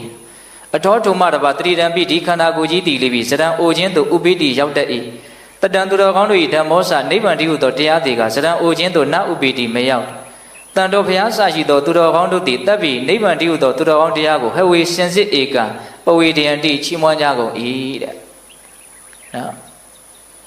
်လောကကြီးမှာမင်းစည်းတဲ့ယထာတွေစမ်းစမ်းကြဲကြဲခက်ခဲချင်းရဲ့လှုပ်ထားတယ်ဒါပေမဲ့အဲ့ဓာတွေဟာတစ်ချိန်ကြတော့အိုမင်းဟောင်းတွန်းဆွေးမြေ့ပြီးတော့သုံးမရတဲ့အနေအထားကိုရောက်သွားတယ်ပေါ့အဲ့လိုပဲတတ္တဝါတွေရရှိနေကြတဲ့ခန္ဓာအသီးသီးဟာလည်းပဲတစတစနဲ့အိုမင်းယိုယွင်းပြီးတော့နောက်ဆုံးသုံးစားလို့မရတဲ့အနေအထားတွေရအောင်ပျက်စီးသွားလိမ့်မယ်ပေါ့ဟ ဟောဒီလောကကြီးမှာအိုမင်းချင်းဆွေးမြေ့ချင်းပျက်စီးခြင်းမရှိတဲ့နိဗ္ဗာန်ဆိုတဲ့သူတော်ကောင်းတရားဆိုတာရှိတယ်ပေါ့နော်အဲ့ဒီနိဗ္ဗာန်ဆိုတဲ့တရားကတော့ဘယ်တော့မှအိုတွေဟောင်းတယ်ဆိုတာမရှိဘူးတဲ့အဲ့ဒီသူတော်ကောင်းတရားတွေကိုဘုရားစရှိတဲ့သူတော်ကောင်းကြီးတွေဟာအလွန်တရာမှချီးမွမ်းကြတယ်တဲ့ဒါအကောင်းဆုံးပဲဆိုတာကိုသိတဲ့မြင်တဲ့နားလေတဲ့အတွက်ကြောင့်အဲ့ဒီသူတော်ကောင်းတရားကိုသူတော်ကောင်းတွေဟာချီးမွမ်းကြတယ်တဲ့ဒါကတတိယဂါထာပေါ့နော်နောက်၄ခုမြောက်ဂါထာကဘာပြောတော့နဗင်စတူတွေပထဝီစတူတွေပါရသမုဒ္ဒတတတာဟုတူတွေတတောဟဝေဒုဒတရံဝရံတိတတင်္စဓမ္မောအတတင်္စရာဇရာဇမင်းမြတ်နဗင်စကောင်းငင်တီလီဒူတွေမြေကြီးနဲ့ဝေးကွာလာကြ၏ပထဝီစမြေကြီးတီလီဒူတွေကောင်းငင်နဲ့ဝေးကွာလာကြ၏ကောင်းငင်ဟာမြေကြီးနဲ့အဝေးကြီးပဲအဲ့လိုပဲမြေကြီးကလည်းကောင်းငင်နဲ့အဝေးကြီးပဲတဲ့သမုဒ္ဒတာသမုဒ္ဒရာဤယံပါဒအကျင့်တစ်ဖက်ကန်းသည်အဋ္ဌိရှိတံပါဒထိုတစ်ဖက်ကန်းသည်ဒူတွေဝေးသည်ဟု၍အာဟုဆိုကြကုန်၏တတော်ထိုကောင်းငင်နဲ့မြေသမုဒ္ဒရာကန်းတစ်ဖက်နဲ့တစ်ဖက်ဝေးကွာသည်ထက်ဟဝေစင်စစ်ဧကံအဖြစ်တတံသူတော်ကောင်းတို့၏ဓမ္မောစာတရားသဘောသည်၎င်းအတတံသူတော်မဟုတ်သူယုံမာတို့၏ဓမ္မောစာတရားသဘောသည်၎င်းဒုရတတံအလွန်ဝေးလှ၏ဟု၍ဝရန္တိဆိုကြကုန်၏တဲ့နော်ကောင်းငင်နဲ့မြေကြီးဝေးတာထက်သမုဒ္ဒရာဟိုဘက်ကန်းနဲ့ဒီဘက်ကန်းဝေးတာထက်သူတော်ကောင်းတို့ရဲ့တရားနဲ့သူယုံမာတို့ရဲ့တရားဟာအဲ့တာထက်ပိုပြီးတော့ဝေးပါတယ်တဲ့ဘာမှမဆိုင်ဘူးပေါ့နော်လူငယ်တွေပြောတဲ့စကားနဲ့ပြောရင်တော့ဘာမှမဆိုင်ဘူးလို့ပဲပြောဖို့ရှိတယ်ပေါ့နော်သူတော်ကောင်းတရားနဲ့သူယုံမာတရားဆိုတာလောကမှာအဝေးကွာဆုံးအရာတို့ထက်ပိုပြီးတော့ဝေးကွာတယ်ဘာမှမဆိုင်ဘူးနော်အဲ့ဒါကဦးဇင်းတို့ဗာလဲ၄ခုမြောက်ဂါထာရဲ့အဓိပ္ပာယ်ပေါ့အဲ့ဒီဂါထာကလေးပုဒ်ကိုနန္ဒပုံနာကဟောတဲ့အခါကျတော့ဘုရားလောင်းကအဓိပ္ပာယ်ကိုအယံနားလေတဲ့အတွက်ကြောင့်စိတ်ထဲမှာအလွန်တရာမှနှစ်သက်တယ်ကျဉ်တ်တယ်ဒါကြောင့်မို့လို့သူ့စိတ်ထဲမှာဘလောက်ထိဒီပုံနာကိုပူဇော်ခြင်းလဲဆိုရင်ဒီတိုင်းပြည်ကြီးတစ်ခုလုံးကိုတော့ပေးလိုက်ခြင်းတယ်တဲ့ဒီဂါထာလေးပုဒ်ကိုနားထောင်ရတော့ဒါပေမဲ့လို့လူတစ်ယောက်ရဲ့အင်္ဂါဝိဇ္ဇာရုပ်ရည်လက္ခဏာအခြေအနေကိုကြည့်တတ်တယ်ပေါ့ဘုရားလောင်းကကြည့်လိုက်တဲ့အခါကျတော့ဒီတိုင်းပြည်ကိုအုပ်ချုပ်နိုင်တဲ့စွန့်ရည်တတ်တဲ့ဒီနေရာဖြင့်ရှင်ပင်ဖြစ်နိုင်တဲ့ဘုံကံဒီပုံနာမှာမပါဘူးတကယ်လို့သာစွန့်ရည်တတ်တဲ့ထက်မြက်တဲ့ဘုံကံပါတဲ့ပုဂ္ဂိုလ်သာဖြစ်မှဆိုရင်သူတိုင်းပြည်ကိုပေးလိုက်မယ်ပေါ့ဘုံကံမရှိတဲ့အတွက်ကြောင့်သူမပေးဘူးဘာပဲပေးလဲဆိုတော့ပုံနာတဲ့ဒီဂါထာတွေကဘလောက်တန်တော့တရားတန်ပါတယ်ပေးမင်းမြတ်အေးအဲ့လိုဆိုရင်ဆယ်စားတက်ပြီးတော့ငါ1000ပေးမယ်ဆို1000ပေးတယ်တဲ့သဟတဂါထာတွေဖြစ်သွားတာပေါ့နော်အဲ့ဒါနဲ့အဲ့ဒီတရားကိုနားပြီးတော့မှဩရိတာရရဲ့လက်ကလွတ်လာပြီဆိုပြီးတော့မိခင်ဖခင်ကျေးဇူးရှင်တွေကိုသွားတွေ့တယ်အမေဖေကနောက်မှသွားတွေ့တယ်တရားကိုအရင်နာတယ်ပေါ့နော်အဲ့လိုတွေ့တဲ့အခါကျတော့မိခင်ဖခင်ကလည်းအဲ့ဒီဘဝတုန်းကဘယ်လိုမိခင်ဖခင်လဲတော့မသိဘူးငါသားဘယ်လိုလွတ်လာလဲဆိုတာမမေးဘူးတဲ့ဘာဖြစ်လို့တကားထားကို1000ပေးခဲ့ရတယ်လဲဆိုပြီးတော့ငွေကြီးကိုဖြုံးနေတယ်ဆိုပြီးတော့ပြစ်တင်နေတဲ့သားကိုစာထဲမှာအဲ့လိုမှတ်တမ်းတင်ထားဟုတ်လား1000ပေးတာများလွန်းနေပေါ့ဘာလို့ပေးခဲ့တာတော့အဲ့လိုမျိုးပြောတဲ့အခါကျတော့ဘုရားလောင်းကအမေအဖေကိုနော်ဥစ္စာပစ္စည်းတို့ဖြင့်ပွားစည်းခြင်းကို तू မလိုလားဘူးတဲ့စစ်မှန်တဲ့တန်ဖိုးရှိတဲ့အကြအမြင်တို့ဖြင့်ပွားစည်းခြင်းကိုသာလည်း तू လိုလားတယ်တဲ့မှန်ကန်တဲ့အသိဉာဏ်ပညာကိုပဲ तू ရခြင်းတယ်ပေါ့ဥစ္စာပစ္စည်းကိုတဲ့အသိဉာဏ်ပညာကိုအများကြီးတန်ဖိုးထားတယ်ပေါ့နော်ဆိုလိုတာကအဲ့ဒါကို तू ကဥမာလေးနဲ့ပြောတာသမုဒ္ဒရာဟာရေဖြင့်မယောင်ရဲတယ်လို့ तू ဟာဘယ်တော့မှအကြအမြင်ဖြင့်ရောင်ရဲတင်းတိမ်မှုမရှိဘူးတိတင်တိတိုက်တိစရာကောင်းတဲ့အရာတွေကိုတိတာတိနေရမယ်ဆိုရင်ဘယ်တော့မှအားရကျင်တတ်တယ်လို့မရှိဘူးတိပဲတိကျင်နေတယ်အဲ့ဒီလိုမျိုးဦးဇင်းတို့ပညာကိုစာလောင်မှုသိတဲ့စိတ်ရှိရမှာနော်ဟုတ်လားမိဟာထင်းဖြင့်မယောင်ရဲတယ်လို့ဘယ်တော့မှသူဟာအကြအမြင်ဖြင့်ရောင်ရဲတယ်ဆိုတာမရှိဘူးတဲ့ဒါကြောင့်ပိဿပေါင်းသူတော်ကောင်းတို့ဘုရားလောင်းရဲ့စိတ်ထားလေးတွေကိုသဘောပေါက်ဖို့လိုတာပေါ့နော်သမုဒ္ဒရာဟာရေဖြင့်မယောင်ရဲတယ်လို့မိဟာထင်းဖြင့်မယောင်ရဲတယ်လို့သူဟာဘယ်တော့မှအကြအမြင်ဖြင့်ရောင်ရဲတင်းနေနေဆိုတာမရှိဘူးလို့အဲ့လိုပြောတာအဲ့ဒါနဲ့သူကမိဘတွေမမျှော်လင့်တဲ့သူရဲ့မိဖုရားတွေသားတွေသမီးတွေမမျှော်လင့်တဲ့စကားသူပြောတယ်အဲ့ဒါဘာလဲဆိုတော့ငါအခုငါရဲ့ကိစ္စပြီးတဲ့အတွက်ကြောင့်ငါသူပောဓိတာရတွေကိုငါပြန်သွားလိမ့်မယ်တဲ့ပြန်လာခဲ့မယ်လို့သူပြောရတာလေဟုတ်လားအဲ့လိုပြောတဲ့အခါကျတော့အကုန်လုံးကသူတို့နားကိုသူတို့မယုံနိုင်ဘူးဟာဘာလို့ပြန်သွားမှာတော့ဒီတခိုးတီကိုဘာလို့ပြန်သွားမှာတော့ပေါ့နော်အားလုံးသောစစ်တပ်နဲ့ဝိုင်းပြီးတော့ဒီကောင်ကိုအရှင်ဖမ်းမယ်ပေါ့ဒီလိုပဲပြောကြရမှာပေါ့နော်တကယ်ကိုသူတို့နေရာမှာဆိုရင်လည်းအဲ့လိုလုပ်ဖို့ပဲစဉ်းစားမှာပေါ့အဲ့တော့ဘုရားလောင်းကဘယ်လိုစဉ်းစားလဲဆိုတော့သူကတကယ်လို့ငါ့ကိုတတ်မယ်ဆိုရင်တတ်လို့ရတဲ့အနေအထားမျိုးကနေငါ့ကိုပြန်ပြီးတော့လွှတ်လိုက်တာတဲ့တကယ်ဆိုလို့ရှိရင် तू ဟာငါ့ရဲ့ကျေးဇူးရှင်ဖြစ်နေပြီ ဒါကြောင့်ကျေးဇူးရှင်ကိုငါဘယ်လိုနည်းနဲ့မှပြန်ပြီးတော့ပြင်မလို့မရဘူးတဲ့ဟောအဲ့လိုပြောတယ်အဲ့ဒါကတော့တွေးကြတော့မျိုးမျိုးရှိတာပေါ့ဦးဇင်းကဒါလေးကိုတွေးနေဒါကတော့နည်းနည်းတော့တွေးကြတော့ရှိတယ်ပေါ့နော်သူဖမ်းသွားတဲ့ကိစ္စကိုသူ့ကိုကျေးဇူးရှင်လို့သတ်မှတ်ဖို့ကတော့တိတ်တော့မလွယ်ဘူးလို့ဦးဇင်းကတော့တွေးကြည့်တာပေါ့ဟုတ်လားသူဖမ်းလို့သူ့လက်ကသူပြန်လှုပ်လိုက်တာသူဖမ်းပြီးတော့သူပြန်လှုပ်တာကိုသူ့ကိုကျေးဇူးရှင်လို့ပြောဖို့တော့နည်းနည်းတော့ဒါကတော့ကိုယ့်ကိုတွေးကြည့်တာပေါ့နော်အဲ့မှာနောက်ပြောတာကိုဦးဇင်းကသဘောကျတယ်မစိုးရိမ်ကြနဲ့တဲ့ငါမှပြုတ်ထားတဲ့ကောင်းမှုတွေရှိတယ်တဲ့အမှန်ကကျေးဇူးရှင်မို့လို့မပြစ်မှားတာလို့ဦးဇင်းကမထင်ဘူးဒါဉာဏ်ရှိတဲ့ပုဂ္ဂိုလ်ပဲအဲ့လိုအကျဉ်းဖက်တဲ့နည်းနဲ့သွားလို့ရင်ပြဿနာအများကြီးပိုတက်နေတယ်ဟိုမှာမင်းတွေဖမ်းထားတာလည်းအများကြီးရှိတယ်သူ့ကိုယ်သူယုံကြည်မှုရှိတာလို့ပဲဦးဇင်းကထင်တယ်နော်တုဒ္ဒတော်မှာဟာသူ့ကိုယ်သူယုံကြည်မှုရှိတာထင်ဒီစကားကိုထောက်ကြည့်လိုက်လေမစိုးရိမ်ကြနဲ့တဲ့ငါမှပြုတ်သောကောင်းမှုရှိတယ်ဘာမှမဖြစ်နိုင်ဘူးပေါ့ဒီနည်းအားဖြင့်နော်ဒီလူဆိုးကိုသူဆုံးမနိုင်လိမ့်မယ်လို့သူ့ကိုယ်သူယုံကြည်မှုရှိတယ်လို့ဦးဇင်းထင်တယ်ဟုတ်လားအဲ့ဒါကြောင့်မို့လို့သူပြန်သွားမယ်ပေါ့ဘယ်သူမှလက်မခံဘူးအကုန်လုံးအဲ့ဒါနောက်နေ့မနေ့ရောက်တော့ယုံနဲ့လိုက်ကြတာပေါ့နော်တိုင်းသူပြည်သားလည်းအရန်ချစ်တာဆိုတော့လိုက်ကြအဲ့ဒီမှာဘုရားလောင်းကနော်လှန်တဲ့မြေကြီးကိုအရေးအကြောင်းလုပ်ပြီးတော့ဒီအရေးအကြောင်းကိုလွန်လို့ရှိရင်ရာဇဝတ္တတနည်းအားဖြင့်ငါ့ကိုချစ်ရင်ဒီအရေးအကြောင်းကိုမဖြစ်ကြနဲ့ဆိုအဲ့ဒီနည်းနဲ့ထားခဲ့ရတာငါပြန်လာခဲ့မယ်ဆိုတဲ့သဘောမျိုးလည်းရှိမယ်လို့ထင်ပါတယ်ဟုတ်လားအဲ့ဒါနဲ့အဲ့ဒါဗောဓိတာရတွေကိုရောက်တဲ့အခါကျတော့ဗောဓိတာရကဘာလုပ်နေတုံးဆိုတော့မီးဖိုးပြီးတော့တစိုးတွေချွန်းနေတယ်တဲ့ဟိုလူတွေကိုတတ်ပြီးတော့ကင်စားမယ်ပေါ့နော်မိဘကြီးဖိုးထားတဲ့တစိုးချွန်းနေတယ်အဲ့ဒါခြေတံကြတော့နောက်က6666နဲ့ခြေတံကြတော့လှည့်ကြည့်တော့ဘုရားလောင်းလာတာကိုတွေ့ရတယ်အယံကိုအံ့ဩသွားတယ်ဟုတ်လားကိုယ်ကိုတတ်မယ်ဆိုတာကိုသိတဲ့နေရာကိုဒီလူပြန်လာတယ်ပေါ့စိတ်ထဲမှာဦးစင်းထင်ပါတယ်ပုရိသတာနည်းနည်းတော့ကြောက်သွားမယ်လို့ထင်တယ်ဟုတ်လားမကြောက်တဲ့လူကိုတွေ့လို့ရှိရင်ကြောက်တတ်တဲ့သဘောရှိရဲ့နော်ဟုတ်လားအဲ့ဒါနဲ့ပုရိသတာကဒီရှင်မင်းပြန်လာတယ်နော်ပြန်လာတယ်ဆိုတော့ဘုရားလောင်းကကိုင်းငါရောက်ပြီမင်းငါ့ကိုတတ်ပြီးတော့မင်းရဲ့ညောင်မေဆောင်တက်ကြီးကိုပူဇော်မယ်ဆိုရင်လည်းပူဇော်လိုက်ဒါမှမင်းကိုယ်တိုင်စားမယ်ဆိုရင်လည်းစားလိုက်ပူဇော်ခြင်းလည်းပူဇော်စားခြင်းလည်းစားကြိုက်တယ်လို့ကြိုက်တယ်လို့လို့ခွင့်ပြုလိုက်တယ်အဲ့ဒီလိုခွင့်ပြုလိုက်တော့သူကဘာစိတ်ဝင်စားတော့ဆိုတော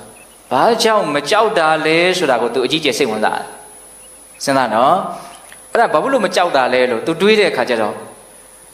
ဒီရှင်မင်းကဂါထာ၄ပုဒ်ကိုသွားပြီးတော့နာယူမယ်လို့ပြောတယ်အဲ့ဒီဂါထာ၄ပုဒ်ရဲ့အစွမ်းကြောင့်သူမကြောက်တာဖြစ်မယ်နဲ့တူတယ်အဲ့လိုဆိုလို့ရှိရင်ငါလည်းပဲမကြောက်တဲ့လူတစ်ယောက်ဖြစ်ရင်တော်တော်ကောင်းမယ်ဟာသူလည်းပဲကြောက်တတ်တဲ့သဘောရှိတယ်ဆိုတာသိကြတယ်နော်သူမကြောက်ချင်တဲ့လူပေါ့နော်အဲ့ဒါဘာလို့မကြောက်တယ်လဲဒီဂါထာတွေကြောင့်မကြောက်တာဖြစ်မယ်အဲ့ဒါနဲ့ဒီဂါထာတွေကိုသူ့ကိုဟောဖို့တောင်းပန်ဒီဂါထာတွေကိုသူ့ကိုဟောပါအဲ့တော့ဘုရားလောင်းကဘာပြောလို့ဆိုတော့အော်မင်းနဲ့ဒီဂါထာတွေနဲ့တန်လို့လားတဲ့နည်းနည်းနှိပ်ကွက်တာပေါ့နော်မင်းလက်ကသွေးစွန်းနေတယ်အလွန်ကြမ်းထက်တဲ့လူသားတည်းဟူသောအကြောင်းကြောင့်အားလုံးသောမကောင်းမှုတွေကိုလုပ်ပြီးတော့တိုင်းပြည်ကိုတောင်စွန့်လောက်အောင်နော်ကိုယ့်ရဲ့ဒီလောဘကိုအလိုလိုက်တဲ့လူဒီတရားတွေဘောတွေကမင်းအတွက်ဘာအသုံးကျမှာမလို့တော့ဘူးဒါတွေကိုသိတော့မင်းဘာအကျိုးရှိမှာမလို့မင်းနဲ့ဒီတရားနဲ့လုံးဝမတန်ဘူးဆိုတဲ့သဘောမျိုးပြောတာနော်အဲ့လိုမျိုးပြောတဲ့အခါကျတော့မခံချင်ဘူးမင်းကြီးတဲ့တချို့ရှင်မင်းတွေလည်းပဲသမင်တွေတတ်ဖို့အတွက်တောထဲကိုဝင်ကြတာရှိရပဲတဲ့နော်ဘာထုလဲပေါ့သူကလူသားစားခြင်းလို့တောထဲဝင်တယ်တချို့ရှင်မင်းတွေကသမင်သားစားခြင်းလို့တောထဲဝင်ကြတာဘာထုတော့ဆိုထုတာပေါ့တဲ့မင်းကဇတ်တူသားချင်းချင်းကိုစားဖို့ကြိုးစားတာဒါကြောင့်မင်းကပို့ပြီးတော့မိုက်တယ်ပေါ့အဲ့လိုပြောတော့ तू မခံချင်ဘူးအဲ့ဒါနဲ့မခံချင်တော့ပြန်ပြီးတော့ပြောစရာစကားကလည်းမရှိတဲ့ခါကျတော့လူတို့ရဲ့သဘာဝအတိုင်းအပြစ်မရှိအပြစ်ရှာတယ်ပေါ့နော်ဘာအပြစ်ရှာပြောလို့ဆိုတော့မင်းကြီးကမှမိုက်တာတဲ့ဘာဖြစ်လို့တော့ဆိုတော့မင်းကြီးဟာကိုယ့်ကိုတတ်မယ်ဆိုတဲ့နေရာကိုတိရတဲ့နဲ့လာအဲ့ဒါယာစမာယာကိုမသိတာပဲတဲ့မင်းနေမှာမာယာဆိုတာရှိတယ်နိုင်ဖို့ပဲအရေးကြီးတယ်နော်ဟိတောပရိသထဲမှာလာတဲ့စကားတစ်ခုရှိတယ်နော်ကိုယ့်ရဲ့ရန်သူကိုရေအိုးလိုရွက်ထားရဤတဲ့အခွင့်အသင့်ပြီဆိုတော့မှကြောက်ဖြာပေါ်မှာချလိုက်တယ်လို့မျိုးချလိုက်ရဤတဲ့ဟုတ်လားနော်ယာစမာယာကိုမသိလို့မင်းကြီးကမှပုံမိုက်တာအဲ့လိုပြောတဲ့အခါကျတော့မင်းကြီးကအေးတဲ့ယာစမာယာကိုငါလောက်သိတယ်လို့ဆိုတာလောကမှာမရှိဘူးတဲ့ဒါပေမဲ့ယာစမာယာဆိုတာများသောအားဖြင့်ငရဲစာကွာအပေလေးပုံကိုရောက်စေတတ်တယ်လိန်ညာချင်းကောက်ကျစ်ချင်းဆိုတာကောင်းတဲ့သဘောမရှိဘူး ဒါကြောင့်ငါရာဇမာယာကိုစွန့်ပြီးတော့ငါသစ္စာကိုပဲဆောင်မယ်တဲ့မှန်ကန်တာကိုပဲငါအမြဲတမ်းဆောင်ထားမယ်ရာဇမာယာကိုငါမကြိုက်ဘူးမသိလို့မဟုတ်ဘူးဒါကိုငါမလုပ်ချင်ဘူးနော်ဘယ်လောက်မြင်လို့စရာကောင်းတော့နော်အဲ့လိုပြောတဲ့အခါကျတော့ပရိသတ်ကမင်းကြီးတဲ့ရာဇမာယာကိုမဆောင်ဘူးသစ္စာကိုပဲဆောင်မယ်ဆိုတော့သစ္စာကိုဆောင်တော့မင်းကြီးဘာအကျိုးရှိလို့ခုမကြခင်သေရတော့မယ်ပေါ့သစ္စာကိုဆောင်လို့မင်းကြီးဘာအကျိုးရှိတော့အဲ့တော့ဘုရားလုံးကတူတူပဲပြောပါတယ်အေးတဲ့သစ္စာဆောင်လို့ရှိရင်နောက်ဆုံးငြိမ်းချမ်းသောနိဗ္ဗာန်ကိုရမယ်မှန်ကန်လို့ရှိရင်နိဗ္ဗာန်ချမ်းသာကိုရမယ်အဲ့လိုမျိုးပြောတဲ့အခါကျတော့သုဒ္ဓသုံးပါးကိုဘာမှပြန်ပြီးတော့သူပြောတာမရှိဘူးဒီရှင်မင်းရဲ့မျက်နှာကိုကြည့်လိုက်တော့လည်းပဲတော့ကြာပန်းကြီးလို့တင့်နေတဲ့လာမင်းကြီးလို့တင့်နေတဲ့ကိုကိုတတ်တတ်မဲ့လူတယောက်ရဲ့ရှေ့မှာဒီလိုကြီးကြီးလင်းလင်းငြိမ်းငြိမ်းချမ်းချမ်းနေနိုင်တာဟာဘလို့မှမစင်သားပဲဒီအကြောင်းကိုသူမနေနိုင်ဘူးအဲ့ဒါနဲ့မင်းကြီးဘာဖြစ်လို့မကြောက်တာနာယူခဲ့ရတဲ့ဂါထာတွေရဲ့အစွမ်းကြောင့်လားဒါမှမဟုတ်မင်းကြီးအခုပြောနေတဲ့သစ္စာတရားရဲ့အစွမ်းကြောင့်လားဘာဖြစ်လို့မင်းကြီးမကြောက်တာတော့ဒီမကြောက်တာကိုပဲသူအရန်စိတ်ဝင်စားနေတယ်နော်ဒါသူများကိုရဲစစ်တဲ့တတ်နေတဲ့လူတယောက်ပဲမကြောက်တာကိုပဲစိတ်ဝင်စားတယ်သူတွေ့ဘူးတာလဲကြောက်တဲ့လူတွေပဲတွေ့ဘူးမှာပေါ့ဘာကြောင့်မကြောက်တာလဲလို့မေးတော့မှဘုရားလောင်းက तू မကြောက်ရခြင်းရဲ့အကြောင်းကိုအဲ့ဒီမှာဂါထာ၈ပုံနဲ့ပြောတယ်ဒါကအကြောက်တရားကိုစိတ်ဝင်စားတဲ့လူတွေဒီနေ့အဖြစ်အကြောက်ရနှိမ့်ဆက်ခြင်းကိုခံရတဲ့လူတွေဒီဂါထာလေးတွေကိုစိတ်ဝင်စားတဲ့တယ်လို့ထင်တယ်နော်ဘာပြောတော့ဆိုတော့ကတံမေကလျာဏအနေကရူပါယင်ညာရိဋ္ဌာယေဝိပုလပတ္တတာဝိသောတိတောပရလောကတမေခောဓမ္မေထိတောကောမရဏတဘာယိဂါထာ၈ပုဒ်ဒါပထမဆုံးဂါထာလေးပေါ့အဓိပ္ပာယ်ကဘာပြောလို့ဆိုတော့သမ္မဗောဓိတာရအဆွေဗောဓိတာရမေငါသည်အနေကရူပများသောအပြားရှိကုန်သောကလျာဏကောင်းမှုတို့ကိုကတာပြုအပ်ကုန်မည်ဝိပုလပြန်ပြောစွာကုန်သောပတ္တထာပညာရှိသူတော်ကောင်းတို့သည်ချီးမွမ်းအပ်ကုန်သောရေရင်ညာအကျင့်ရစ်တို့ကိုရိဋ္ဌာပူဇော်အပ်ကုန်မည်ရစ်ဆိုတာဒါနကိုပြောတာဒီနေရာမှာဟုတ်လားပရလောကတာတမလွန်လောကဤမေခောခရီးကိုဝိသောတိတော်ငါတုတ်တင်လို့ပြီးပြီမေကေကုသိုလ်တရားနဲ့ထီတော်တီတော်မာတီတော်ငါနဲ့တူသောကောအဘယ်မြည်သောသူသည်မရဏတသေဘေးမှာဘာကြီးကြောက်ရပါအပ်နေတဲ့ဒါအဓိပ္ပာယ်ပြန်ပြောမယ်နော်ကုသိုလ်ကောင်းမှုတွေငါအများကြီးပြုပြီးပြီပညာရှိသူတော်ကောင်းတွေအယံချီးမွမ်းတဲ့ဒါနဆိုတဲ့အကောင်းဆုံးရစ်ကြီးကိုလည်းပဲငါပြုပြီးပြီဟုတ်လားတမလွန်လောကကိုသွားဖို့အတွက်လမ်းခီးကိုလည်းအတန်ရှင်းဆုံးအဖြူစင်ဆုံးအဖြောင်ပြူဆုံးဖြစ်အောင်ငါတုတ်တင်ပြီးပြီတဲ့အဲ့လိုကုသိုလ်ကောင်းမှုတွေနဲ့ပြည့်စုံနေတဲ့အစသာရပြင်ဆင်ပြီးသားဖြစ်တဲ့ငါလိုလူဟာဘာကြောင့်တည်ခြင်းတရားကိုကြောက်ရမှာတော့တဲ့ကောက်ချက်ဆွဲတတ်ဖို့လိုတယ်နော်ကောင်းမှုတွေလည်းပြုပြီးပြီလှုပ်တင်လှုပ်ထိုက်တာကိုလှုပ်ပြီးပြီတမလွန်ခီးအတွက်အရှုပ်အထွေးအနှောင့်အယှက်ဖြစ်မှာတွေကိုအကုန်လုံးသူတန်ရှင်းရေးလှုပ်ပြီးပြီသူသွားမဲ့လမ်းကြောင်းဖြောင်းနေတယ်ပေါ့ဆိုလိုတာကသွားမဲ့လမ်းကြောင်းကိုဘယ်နည်းနဲ့ဦးဇင်းတို့ရှင်းမလို့ဒါစဉ်းစားဖို့လိုတယ်နော်ကြိုတင်ပြီးတော့စဉ်းစားဖို့လိုတယ်ကိုသွားမဲ့လမ်းဟုတ်လားအဲ့လိုကောင်းမှုနဲ့ပြည့်စုံတဲ့တမလွန်ခီးအတွက်အရန်သင်းဖြစ်အောင်လှုပ်ထားတဲ့ငါလိုလူအတွက်သိခြင်းတရားကိုဘာဖြစ်လို့ကြောက်ရမှာတော့တဲ့ဒါကကောင်းမှုလုပ်ပြီးလို့မကြောက်တဲ့အကြောင်းကိုပြောတာဟုတ်လားဆက်ပြီးတော့ပြောတာကအမေအဖေရဲ့ပုံမှာလှုပ်တဲ့လှုပ်ထိုက်တာတွေကိုငါလှုပ်ပြီးပြီတဲ့တိုင်းသူပြည်သားရဲ့ပုံမှာလှုပ်တဲ့လှုပ်ထိုက်တာတွေကိုငါလှုပ်ပြီးပြီမိတ်ဆွေတွေရဲ့ပုံမှာလှုပ်တဲ့လှုပ်ထိုက်တာကိုငါလှုပ်ပြီးပြီမိသားစုတွေရဲ့ပုံမှာလှုပ်တဲ့လှုပ်ထိုက်တာကိုငါလှုပ်ပြီးပြီကောင်းတာတွေအများကြီးငါစူးစမ်းအထောက်ထားတယ်တမလွန်ခီးအတွက်တော့ဒီလမ်းကိုအကောင်းဆုံးဖြစ်အောင်ငါတုတ်တင်ထားပြီးသားဒါကြောင့်မလို့ငါလိုကုသိုလ်ကောင်းမှုနဲ့ပြည့်စုံတဲ့ပုဂ္ဂိုလ်တယောက်အနေနဲ့ဘာကြောင့်တည်ခြင်းတရားကိုကြောက်ရမှာတော့တဲ့အဲ့တော့ဦးဇင်းတို့ပိဿပေါင်းသူတော်ကောင်းတို့တည်ခြင်းတရားကိုမကြောက်ဖို့အတွက်အကောင်းဆုံးနည်းလမ်းကတော့လှုပ်တဲ့လှုပ်ထိုက်တဲ့မြင့်မြတ်တဲ့ကောင်းမှုတွေကိုအများကြီးလှုပ်ထားမိဖို့ပဲအဲ့တော့ကောင်းမှုတွေမှာလည်းပဲဦးဇင်းတို့စွမ်းအားအထက်ဆုံးအားကိုးရဆုံးကောင်းမှုကဘယ်ကောင်းမှုဖြစ်မလို့ထင်တယ်ပညာပေါ့နော်ဒါနရှိတယ်သီလရှိတယ်သမာဓိရှိတယ်ပညာရှိတယ်ကုသိုလ်ကောင်းမှုဟုတ်လားစွမ်းရည်တတိအထက်မြတ်ဆုံးကုသိုလ်ကောင်းမှုကဘာလဲပညာဟာဘာလဲလို့မေးရင်ကိုယ်ဘဝကိုယ်ခန္ဓာရဲ့အကြောင်းကိုအမှန်ကန်သိမြင်နားလည်တာမတည်မြဲမှုကိုသိတယ်အကောင်းမဟုတ်တဲ့ဆင်းရဲမှုကိုသိတယ်အနှစ်သာရကင်းမဲ့မှုကိုသိတယ်အတုပဆိုတာကိုသိတယ်ဒုက္ခဆိုတာကိုသိတယ်ဟုတ်လားမမောစရာမဟုတ်ဘူးဆိုတာကိုသိတယ်တဘာဝတရားကိုမှန်မှန်ကန်ကန်သိရင်သိတယ်လို့အဲ့ဒါကိုဘာလို့ခေါ်တော့မြင်မာတဲ့ပညာပေါ့နော်အဲ့ဒီပညာရှိရင်ရှိသလောက်သိခြင်းတရားကိုမကြောက်မရွံ့ရင်ဆိုင်နိုင်လိမ့်မယ်ပေါ့ဟုတ်တယ်ဒါကိုချင်းတို့နားလည်ဖို့လို့နော်အရိယာပုဂ္ဂိုလ်တွေသိခြင်းတရားကိုမကြောက်ဘူးဆိုတာနိဗ္ဗာန်ချမ်းသာဖို့တောင်သိနိုင်မြင်နိုင်တဲ့အထိဉာဏ်ပညာတွေမြင်မနေလို့ပေါ့ဟုတ်လားအဲ့လိုဘုရားတော်ကနောက်ဂါထာ၈ပုဒ်နဲ့သိခြင်းတရားကို तू ဘာဖြစ်လို့မကြောက်ရတာလဲဆိုတာကိုပြောပြတာဒါလေးကမှတ်သားစရာတော့အရင်ကောင်းပါတယ်ဟုတ်လား ကုသိုလ်ကောင်းမှုတွေကိုပြုထားတယ်တမလွန်ခီးကိုအကောင်းဆုံးအစဉ်ပြေဆုံးဖြစ်အောင်သူတုတ်တင်ထားတယ်ဒါကြောင့်တေခြင်းတရားကိုသူ့လိုလိုဟာကြောက်เสียအကြောင်းမရှိဘူးပေါ့အဲ့လိုမျိုးလေးပြောလိုက်ရောပောရိတာရကဟာဒါသူတော်ကောင်းကြီးပဲဒီသူတော်ကောင်းကြီးကိုသာစားမယ်ဆိုရင်တော့အစိတ်ပြင်းတဲ့ငွေကိုကင်မိတယ်လို့မျိုးဖြစ်တာမယ်ငါရဲ့ခေါင်းဟာ9စိတ်မြန်ကွဲလိမ့်မလားတော့မသိဘူးတဲ့သူတော်တော်ကြောက်သွားတယ်နော်ဟုတ်လားပောရိတာရဘုရားလောင်းကိုမစားရဲဘူးအဲ့ဒါနဲ့ဘယင်မင်းမြတ်တဲ့အဲ့ဒီဂါထာ၄ပုဒ်ရဲ့အစွမ်းနော်သူအရင်သိကျင်တယ်ဒါကြောင့်ဒီဂါထာ၄ပုဒ်ကိုဟောပါအဲ့လိုမျိုးတရားဟောဖို့တောင်းပန်တဲ့အခါသူလည်းပဲခေသူမဟုတ်ဆိုလို့ပြောရမယ်သူပြောတဲ့ဂါထာလေးလည်းတော်တော်ကောင်းတယ်နော်လူသားသာတက်ပြီးတော့စားလို့သာစားနေတယ်သူဘာပြောတုံဆိုတော့သုဒ္ဓဝါဓမ္မဝိဇာဏန္တိနရာကလျာဏပါပကံအပိဂါထာသူနိတဝါနဓမ္မေမေရမတောမနေရမတိမနောအဓိပ္ပာယ်ဘာပြောတုံဆိုတော့သမ္မာတုဒ္ဒသောမှာအဆွေတုဒ္ဒသောမှာနရာလူတို့သည်ဓမ္မတရားကိုသုဒ္ဓဝါကြားနာကုန်ပြီးကလျာဏပါပကံကောင်းသည်မကောင်းသည်ကိုဝိဇာဏန္တိသိကြရကုန်၏လူတွေဆိုတာသူတော်ကောင်းတရားကိုနာရမှကြားရမှဒါကကောင်းတယ်ဒါကမကောင်းဘူးဆိုတာကိုခွဲခြမ်းပြီးတော့သိကြတာပါတဲ့။ဒါဘယ်လောက်ကောင်းတော့နော်သူပြောတဲ့စကားတရားကိုနားထောင်ရမှသာလေလူတွေဟာအကောင်းအဆိုးကိုခွဲခြမ်းပြီးတော့သိနိုင်ကြတာ။ဟုတ်တယ်အကောင်းအဆိုးကိုခွဲပြီးတော့သိဖို့ဟာအရေးကြီးဆုံးပဲလေ။အဆိုးကိုပြစ်ပြီးတော့အကောင်းကိုဖက်တွယ်ဖို့ဆိုတာကအစကနဦးဒါကကောင်းတယ်ဒါကဆိုးတယ်ဆိုတာတော့မှမသိသေးဘူးဆိုရင်ဘယ်လိုလုပ်ဖြစ်နိုင်မလို့ဟုတ်တယ်မဟုတ်လား။ဒါကြောင့်လူတယောက်ဆိုးတာကိုပြစ်ပြီးတော့ကောင်းတာကိုဖက်တွယ်နိုင်ဖို့ဆိုတာကအစကနဦးပါရှိဖို့လို့တော့အကောင်းအဆိုးကိုအရင်ခွဲခြမ်းပြီးတော့နားလည်ဖို့လိုတယ်သူကဒါပြောတာနော်လူတွေဆိုတာသူတော်ကောင်းတရားကိုနားထောင်ရမှအကောင်းအဆိုးဆိုတာကိုသိနိုင်ကြတာတဲ့ဂါထာတို့ကိုသူနိတဝါနနာယသောကြောင့်မေငါဤမနောစိတ်တိဓမ္မေသူတော်ကောင်းတရား၌အပိရမတိမွေလျော်ဘာညာအံလည်းမသိဟောဆိုလိုတာကဒီဂါထာတွေကိုနားလဲရင်သူ့ရဲ့စိတ်ဟာလည်းသူတော်ကောင်းတရားမှာသိပြီးတော့မွေလျော်သွားလိမ့်မလားသူလည်းလူကောင်းတရားဖြစ်သွားမလားမသိဘူးတဲ့ဒါကြောင့်ဒီတရားကိုခေါ်ပါလို့ပြောတာနော်တရားတော်တော်ကောင်းတယ်လို့ပြောရမှာနော်သူတော်ကောင်းတရားကိုနာရလို့တာနဲ့လူတွေဟာကောင်းတာဆိုတာကိုခွဲပြီးတော့သိနိုင်တာသူလည်းပဲဒီတရားကိုနာလို့ရှိရင်လူကောင်းတရားဖြစ်သွားလိမ့်မလားမသိသူတော်ကောင်းတရားကိုစိတ်ဝင်စားသွားလိမ့်မလားမသိဒါကြောင့်မလို့ဒီတရားကိုဟောပါလို့ပြောတာဟုတ်လားအဲ့ဒီလိုပြောတော့မှဘုရားလောင်းကခုနတုန်းကဂါထာ၄ပုဒ်ကိုပြန်ပြီးတော့ဟောတယ်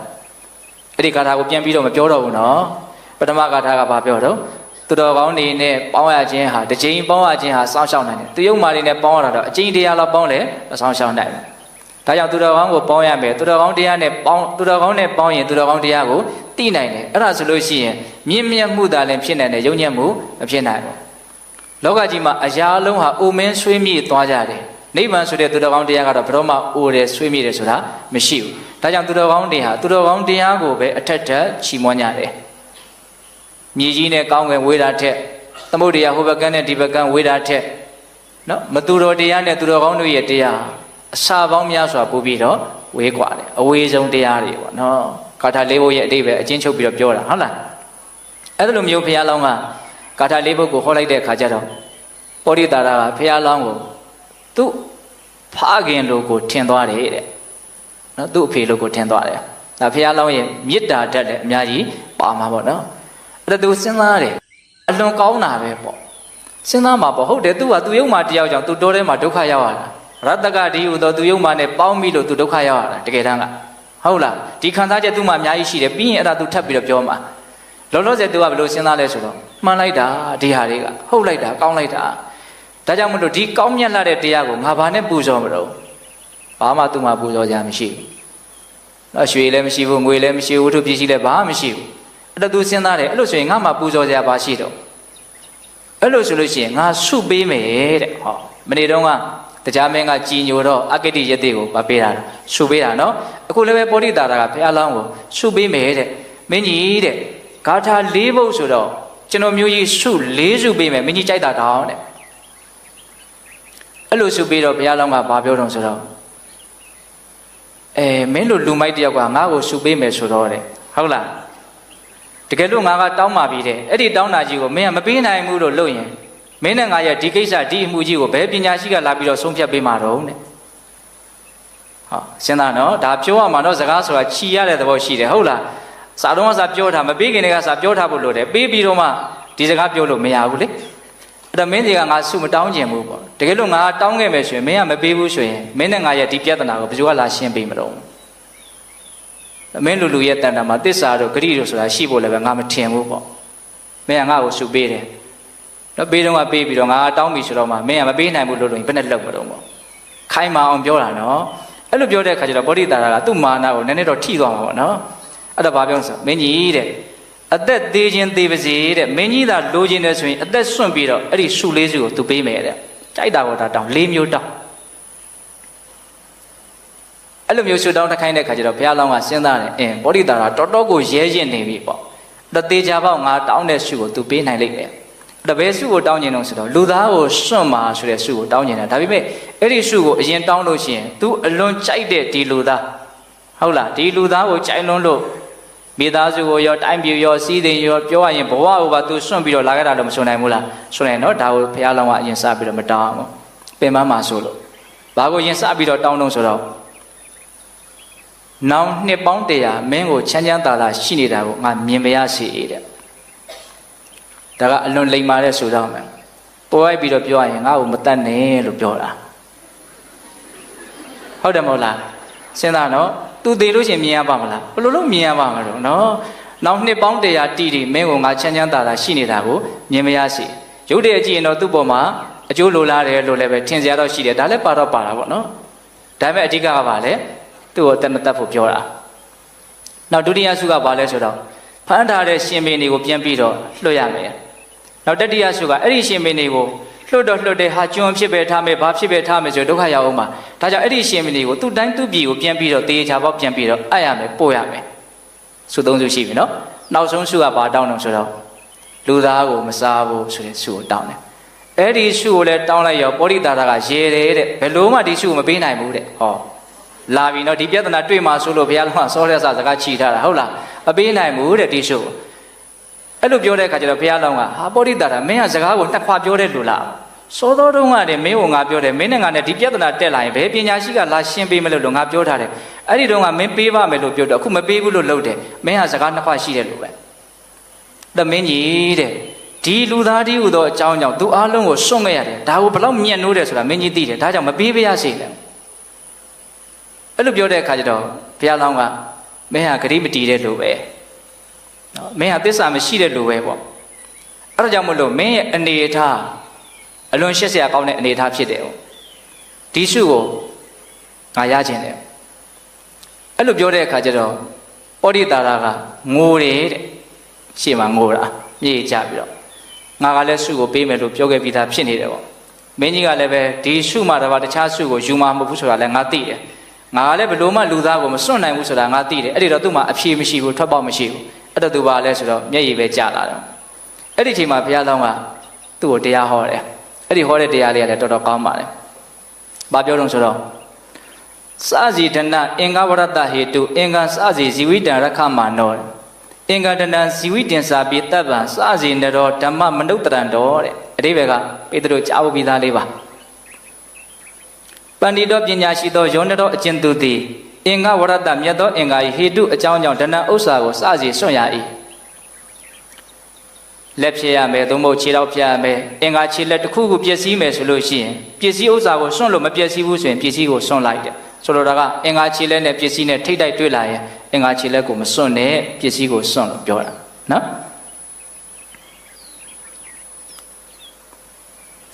်ပြီးတော့ဗာဆက်ပြောတော့ဆိုတော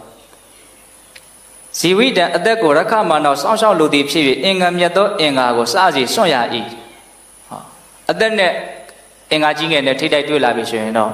အင်္ဂါကြီးငယ်ကိုစွန့်လိုက်ပေါ့အသက်တော့အသေးမခံနဲ့ပေါ့လက်ပြက်ခြင်းပြက်ပါစေခြေပြက်ခြင်းပြက်ပါစေပေါ့နော်ပြီးတော့ဗာပြောတော့ဆိုတော့ဓမ္မမြတ်သောတရားကိုအနုတ္တရံတော်အောက်မေ့သောသူသည်အင်္ဂင်စမြတ်သောအင်္ဂါကို၎င်းဒဏ္ဍင်စဥစ္စာကို၎င်းဇီဝိတင်စပြီးအသက်ကို၎င်းတပ်ပံအလုံးစုံကိုစစီစွန့်ရ၏ဒါပေမဲ့သူတော်ကောင်းတရားကိုတော့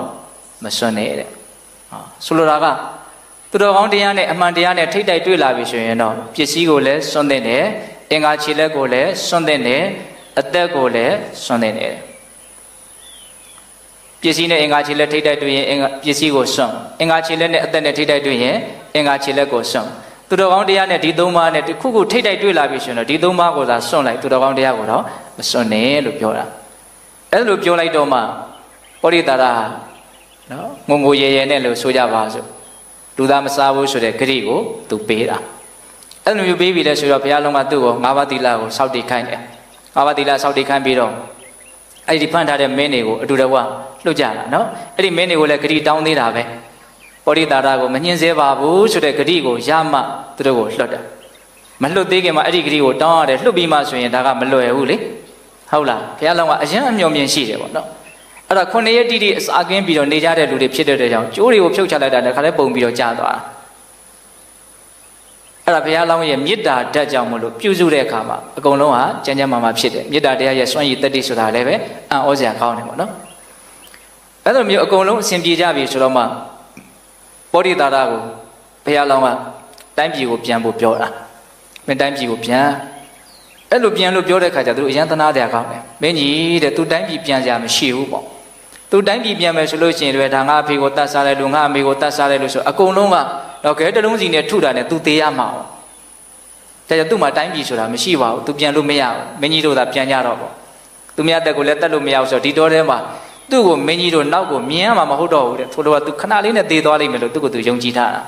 တိုင်းပြည်ကိုသူဘယ်လိုမှမပြန်ရဲဘူးမဟုတ်တာလည်းသူမလုပ်ဘူးတရားမှတီးသွားပြီဆိုတော့မဟုတ်တာမလုပ်ရင်လည်းသူတော်ထဲမှာအသက်ရှင်တဲ့အကြောင်းမရှိဘူးဒီစကားမျိုးပြောတာပေါ့နော်အဲ့ဒီလိုပြောတဲ့ခါကျတော့ဘုရားလောင်းကဘလို့မှသူ့ကိုခေါ်လို့မရတဲ့ခါကျတော့ဘုရားလောင်းကအရန်လိမ်မှကျွမ်းကျင်တယ်ဘာလို့လဲဆိုတော့သူ့ကိုစိတ်လဲလာအောင်စီးစိမ်နဲ့ဖြားယောင်းနေတဲ့နော်မင်းရဲ့တစ်ချိန်လုံးကတိုင်းပြည်ကြီးကဘလောက်စီပင်ဝါပြောခဲ့တာနောက်သားတွေသမီးတွေမိဖုရားတွေထီနန်းစီးစိမ်အကုန်လုံးကိုတစ်ခုစီမမောစရာကောင်းပြောတာလွမ်းစရာကောင်းပြောတာပေါ့နော်အဲ့လိုပြောတဲ့အခါကျတော့မှတိုင်းပြည်ကိုလိုက်မယ်လို့ဝန်ခံတာဝန်ခံတော့အကုန်လုံးသွားကြတာပေါ့အဲ့လိုသွားတဲ့အချိန်မှာပောရိတာရစိတ်ထဲမှာဘယ်လိုခံစားရမလို့ငါရတကနဲ့ပေါင်းလို့ဒီဒုက္ခတွေကြုံရတာအခုဒီသူတော်ကောင်းရှင်ပင်နဲ့ပေါင်းတော့လည်းပဲထိနှံစည်းစိမ်ကိုပြန်ရတော့မှာဟုတ်လားအဲ့တော့သူစိတ်ထဲမှာမေယုံမာနဲ့မိကောင်းဆွေကောင်းရဲ့တန်ဖိုးကိုသူအများကြီးစဉ်းစားမိတယ်သူလည်းပဲခန့်ညံ့ညံ့လူတယောက်မဟုတ်ဘူးနော်အဲ့တော့သူကဘယ်လိုစဉ်းစားမိလဲဆိုတော့ရုံမာတဲ့ပုံကိုယ်တွေနဲ့ပေါင်းရသင်ရတာဟာလာစုပက္ခမှာထွက်တဲ့လလို့တနေ့တခြားဆုပ်ယုပ်သွားဖို့ပဲရှိတယ်တဲ့သူ့ဘဝပျက်စီးခဲ့တာပဲလေဟုတ်လားကောင်းမွန်တဲ့မိတ်ဆွေတွေနဲ့ပေါင်းရတာတော့လာဇန်ပက္ခမှာထွက်တဲ့လလို့တဖြည်းဖြည်းနဲ့တင့်တယ်လာဖို့ပဲရှိတယ်ကောင်းလာဖို့ပဲရှိတယ်ပေါ့နော်အဲ့ဒီဥစ္စာကိုသူကာထာလေးနဲ့ရွတ်ပြီးတော့ပြောတာနော်ရာဇမင်းမြတ်တယ်ကာလပက္ခေလာစုပက္ခနဲ့စံတော်လတ်သည်နော်သူဝေနေတိုင်းဟာယတေဝဆွယုတ်တိသာလည်းဟောတိယထာဖြစ်တဲ့ကဲ့သို့ဧဝမေဝဣတုသာလည်းအတတံသူတော်မဟုတ်သူယုတ်တို့နဲ့တမာကမောပေါင်းဖော်ခြင်းသည်ကာလပက္ခုသမောလာစုပက္ခနဲ့တူသည်ဟောတိဖြစ်၏နော်လာပြီကျော်တရနေ့ကစပြီးတော့ထွက်လာတဲ့လာဟာနောက်ရက်ဒီမှာဘာဖြစ်သွားတော့တဖြည်းဖြည်းနဲ့ဆုတ်သွားတယ်အဲ့လိုပဲလူယုတ်မှာပေါင်းရတာအဲ့ဒီဥမာရှိတယ်လို့ပြောတာနော်ရာဇမင်းမြတ်ဒုက္ခပက္ခေလာဇံပက္ခ၌စံတော်လသည်သူဝေနေတိုင်းဟုတ်တေဝပွားတည်တာလည်းဟောတိယထာဖြစ်တဲ့ကဲ့သို့ဧဝမေဝဣတုသာလည်းတတံသူတော်ကောင်းတို့နဲ့တမာကမောပေါင်းဖော်ရခြင်းသည်ဒုက္ခပက္ခုပမောလာဇံပက္ခနဲ့တူသည်ဟောတိဖြစ်၏တဲ့ဒါသူရွတ်ဆိုတဲ့ဂါထာလေးရဲ့အဓိပ္ပာယ်ပေါ့ဟုတ်လားအဲ့လိုမျိုးတော့သူတော်ကောင်းတို့ရဲ့ကျေးဇူးသူယုံမာတို့ရဲ့အပြစ်ကိုသူအေးအေးဆေးဆေးပြောရတယ်အဲ့ဒါနဲ့ဦးဇင်းတို့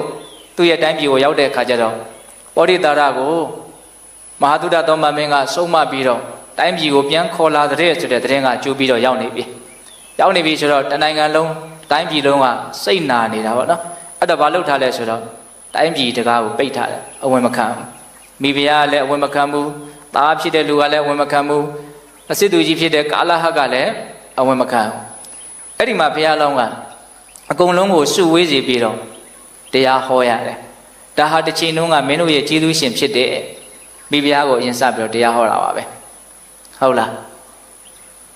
သူကမိဖုရားမြောက်လို့မင်းဒီစည်းစိမ်ကိုရခဲ့တာပေါ့စစ်သူကြီးဆိုရဲသူဒီယာတုကိုပေးခဲ့လို့မင်းဒီစည်းစိမ်ကိုရခဲ့တာသားသမီးတွေကိုလည်းသူမွေးထားလို့မင်းတို့လူဖြစ်ခဲ့ရတာကျေးဇူးတရားဆိုတာကိုနားလည်သင့်တယ်ဆိုတာကိုအများကြီးအိမ်မှာတရားဟောတယ်ဟောတာလေးတွေကတော်တော်ကောင်းပါတယ်နည်းနည်းအချင်းရှိသေးလို့ဦးဇင်းနဲ့ပြောမယ်နော်ဒီလောကကြီးမှာတဲ့မအောင်အပ်တဲ့မိဘကိုအောင်တဲ့မင်းဆိုတာမင်းလို့မဆိုနိုင်ဘူးတဲ့နော်အဇေယမအောင်အကုံသောမိဘကိုဇိနာတိအောင်ဤသောရာဇာထိုမင်းသည်နာရာဇာမင်းမမြည်တဲ့ဒါရှင်ပေမဟုတ်ဘူးတဲ့ နော်ရောတခါအကျင့်မိတ်ဆွေသည်တခါတည်းအဆွေခင်မွန်းတရားကိုရည်နာတိအောင်ဤသောတခေါထိုးအဆွေခင်မွန်းသည်နတခါအဆွေခင်မွန်းမမြည်မိတ်ဆွေချင်းချင်းအနိုင်ယူတဲ့ဆိုရင်အဲ့ဒါမိတ်ဆွေမဟုတ်ဘူးတဲ့လေးနဲ့တဲ့နော်ဒီအကြောင်းအရာလေးတွေကဟုတ်လားပြီးတော့ဗာပြောတော့ယောပရိယာအကျင့်မယားသည်ပတိတော်မိမိ၏လင်ကိုနဝိတေတိမကြောက်သာပရိယာထိုမယားသည်နပရိယာမယားမမြည်တဲ့ယောက်ျားကိုမကြောက်တဲ့မိန်းမဟာမယားမဟုတ်ဘူးတဲ့နော်ဒါသူပြောတဲ့စကားနော်အေးတခါကြီးတွေကတော့သဘောကျမနဲ့တူတယ်ဟုတ်လားရေဗုဒ္ဓအကျင့်သားသမီးတို့သည်ဇိဏံအိုမင်းပြီးသောမိဘကိုနဗရန္တိမမွေးမြူကုန်တေဗုဒ္ဓထိုသားသမီးတို့သည်နဗုဒ္ဓသားသမီးမမြည်ကုန်အမေဖေအိုလာတဲ့အချိန်မှာမစွမ်းနိုင်တဲ့အချိန်မှာပြန်ပြီးတော့ပြုစုလို့ကြွေးခြင်းမပြုတဲ့သားသမီးဆိုတာဘာလဲတော့သားသမီးမဟုတ်ဘူးတဲ့နော်ဒါသူရဲ့တရားလေးပေါ့နော်ပြီးတော့ဗာပြောတော့ပြောတာလေးတော်တော်ကောင်းသေးတယ်ယထအကျင့်သဘင်၌တန်တော်ပညာရှိသူတော်ကောင်းတို့သည်နတန်တိမရှိကုန်သာတဘာထိုးသဘင်သည်နတဘာသဘင်မမြည်တဲ့သဘင်ဆိုတာလူစုလူဝေးကြီးကိုအဓိကပြောတာပေါ့နော်ပွဲစဉ်ပဲပညာရှိသူတော်ကောင်းတွေမပါတဲ့အစုဝေးဟာအစုဝေးလို့မဆိုနိုင်ဘူးတဲ့နော်ပညာရှိသူတော်ကောင်းပါမှအဓိပ္ပာယ်ရှိတဲ့စကားကိုပြောမှာအဓိပ္ပာယ်ရှိတဲ့စကားကိုပြောမှဒီလူစုလူဝေးကအကျိုးရှိတာအဓိပ္ပာယ်ရှိတာကိုနားထောင်နိုင်မှာစဉ်းစားကြရကောင်းတယ်နော်ပညာရှိသူတော်ကောင်းမပါတဲ့သဘင်ဆိုတာဘာလဲတော့သဘင်မဟုတ်ဘူးတဲ့ရေတန်တော့အကျဉ်သူတော်ကောင်းတို့သည်ဓမ္မဟုတ်မှန်သောတရားကိုနဗနန္တိမဆိုးကုန်တေတန်တော့ထိုသူတော်ကောင်းသည်နတန်တော့သူတော်ကောင်းမဟုတ်တယ်သူတော်ကောင်းတို့အမိခံပြီးတော့မမှန်တာတွေကိုပြောမယ်ဆိုရင်ဒါသူတော်ကောင်းမဟုတ်ဘူးတဲ့သူတော်ကောင်းဆိုတာဘာလဲဆိုတာကိုခွဲခြမ်းပြရလဲရောက်တယ်လို့မဆိုနိုင်ဘူးလားဆိုနိုင်တယ်နော်ရာဂင်စမမောခြင်းကို၎င်းဒေါသင်စအမျက်ထွက်ခြင်းကို၎င်းမောဟင်စမိုင်မဲတူဝေခြင်းကို၎င်းပဟာယစွန့်၍ဓမ္မဟုတ်မှန်သောသဘောကိုဗနန္တာဝဆိုကုန်သောပညာရှိတို့သည်သာလျှင်တန်တော်သူတော်ကောင်းမြည်သည်ဟွန်တိဖြစ်ကုန်၏ဟောရာဂဒေါသမောဟကိုပယ်စွန့်ပြီးတော့ဟုတ်မှန်တာကိုပြောမှသာလျှင်ဒါပါလေသူတော်ကောင်းပါတဲ့ဘေးမှာရှိတဲ့ရှင်မင်းတွေပါသူကခေါ်ပြီးတော့တရားဟောတာနောက်ဒါကြောင့်မို့လို့ဘွန်တော်ရာဇာတော်အိုမင်းများတို့ဘာလိဟိလူမိုက်တို့နဲ့နော်မိတ်တန်ပေါင်းတင်ရောသောပန္တိတံပညာရှိကိုအဘာတမန္တမပြောဆိုအပ်သည်ရှိသောပန္တိတောတိပညာရှိဟု၍နဇာနန္တိမတိကြကုန်နဲ့လူတယောက်ဘလောက်ပဲတော်တော်ဘလောက်ပဲအစွမ်းရှိဟုတ်လားအကုန်လုံးလူမိုက်တယောက်ဘာတယောက်အကုန်ရောနေတယ်ဆို तू ကတကယ်လို့သာဘာမှမပြောခဲ့ဘူးဆိုရင်ဒါဟာပညာရှိလို့ဇုံမမသိနိုင်ဘူးတဲ့နားလေလားမသိဘူးအကုန်လုံးရောထွေးနေတဲ့လူတွေထဲမှာဒီလူတယောက်ကပညာရှိဟုတ်တယ်သို့တော့ तू ဘာမှမပြောဘူးဆိုလို့ရှိရင်သူ့ကိုပညာရှိလို့မသိနိုင်ဘူးနော်ဒါကိုပြောတာနော်ပြီးတော့ဗာဆက်ပြောလို့ဆိုတော့အမတန်သေခြင်းကင်းသောဗဒ္ဒနိဗ္ဗာန်ကိုဒေသင်တော်ဟောကြားတတ်သောပန္တိတံပညာရှိကိုဘာသာမာနင်စပြောဆိုမှသာလေပန္တိတော်ဒီပညာရှိဟု၍ဇာနန္တိသိနိုင်ကုန်၏သူသိထားတာတွေကို तू ပြောမှသာလေကြားရမှဘေးကလူတွေကဒါပညာရှိတယောက်ပဲဆိုတာကိုသိနိုင်တာအဲ့တော့ကိုသိတာကိုကိုပြောဖို့မလိုဘူးလားနော်လောကကြီးမှာအချင်းချင်းဖြန့်ဝေပေးနိုင်အသိဉာဏ်ကိုဖြန့်ဝေပေးနိုင်တာကဒီနည်းပဲရှိရနော်စာပေရေးသားတဲ့နည်းလည်းရှိတာပေါ့ဒါကပြောတဲ့အထက်အကျုံးဝင်တယ်လို့ဦးဇင်းထင်ပါတယ်ဟုတ်လားအဲ့ဒါပညာရှိဆိုတာအားလုံးထဲမှာရောနေတဲ့အချိန်မှာမပြောဘဲနဲ့တော့ပညာရှိလို့မသိနိုင်ဘူးပြောမှသာနဲ့ဒါကိုပညာရှိလို့သိနိုင်တာတဲ့တတ္တမထို့ကြောင့်ဓမ္မသဘောတရားကိုဘာသေးရေဆိုရ၏တဘာဝကြတာတွေကိုပြောသင့်တယ်တဲ့သိထားတာကိုမြုံမထားသင့်ဘူးပေါ့နော်ကိုသားသမီးတွေလိမ္မာကြီးမှုရှိအောင်မိဘတွေကသိထားတာတွေကိုပြောသင့်တယ်ပြောတာကိုကြားတာနဲ့မကြားတာတူနိုင်မလားမတူနိုင်ဘူးနော်တတ္တမထို့ကြောင့်ဓမ္မသဘောတရားကိုဘာသေးရေဆိုရ၏ဇောတိရေထွန်းပစေရ၏ကိုသိထားတဲ့မှန်ကန်တဲ့အသိဉာဏ်ပညာတို့နော်ထွန်းလင်းသွားအောင်နော်အယောင်တောက်သွားအောင်ခေတ်စကားလေးနဲ့ပြောရလို့ရှိရင်အယောင်တင်ပေးတဲ့တယ်ပေါ့နော်သူတော်ကောင်းတရားကိုပြောဆိုခြင်းအပြင်မလုပ်တဲ့တော့အယောင်တင်ပေးတဲ့တယ်ပေါ့ဇောတိရေထွန်းပစေရ၏ရေဤတရောအခြင်းဘုရားဆရှိသောသူတော်ကောင်းတို့သည်သူဘာတိတတစားကောင်းစွာဆိုသောတရားတည်းဟူသောတခွန်ရှိကုန်၏ဘုရားဆရှိတဲ့သူတော်ကောင်းကြီးတွေမှာဘုရားဆရှိတဲ့သူတော်ကောင်းကြီးတွေလို့သိနိုင်တဲ့တခွန်ဆိုတာပါလေတရားပဲရှိတယ်တဲ့တခွန်ဆိုတာထင်ရှားအောင်လို့အလံလေးထောင်ထားတာကိုတခွန်လို့ပြောတာဟုတ်တယ်မဟုတ်လားတေတံဣတိနံထိုဘုရားဆရှိသောသူတော်ကောင်းတို့၏တန်တဇံထိုတရားတည်းဟူသောတခွန်ကိုပက္ကနေယချီးမြှောက်ရ၏ဒီတရားကိုအသိဉာဏ်ရှိတဲ့လူတိုင်းဟာပြောဆိုခြင်းအပြင်ချီးမြှောက်ရမယ်ထောက်ပံ့ရမယ်ပေါ့နော်သူတော်ကောင်းတရားထွန်းကားအောင်နှမျိုးစုံနဲ့ကြိုးစားရမယ်လို့ပြောတာနော်ဟိသစ္စမံဤဓမ္မောသဘောတရားသည်ဣတိနံဓမ္မောသဘောတရားသည်ဆိုတဲ့အ내ဒိဗ္ဗေကျတော့လူတွေကသိပြီးတော့နားလည်မှာမို့ဆိုတော့ကဓမ္မောသူတော်ကောင်းတရားသည်ဣတိနံဘုရားဆရှိသောသူတော်ကောင်းတို့၏တဇောတကွန်မြည်၏တဲ့ မှန်တယ်ဘုရားယန္တာရိယသူတော်ကောင်းကြီးတို့ရဲ့တကွန်ဆိုတာဘာလဲတရားပဲလို့ဒါပြောတာအဲ့လိုမျိုးတရားဟောတော့မှမိဖုရားရောတာတိသမီးတွေရောစစ်သူတွေရောတိုင်းသူပြည်သားတွေကရောဒီပောဓိတာတာကိုပြန်ပြီးတော့လက်ခံတာဟုတ်လားအဲ့ဒီကြတော့မှ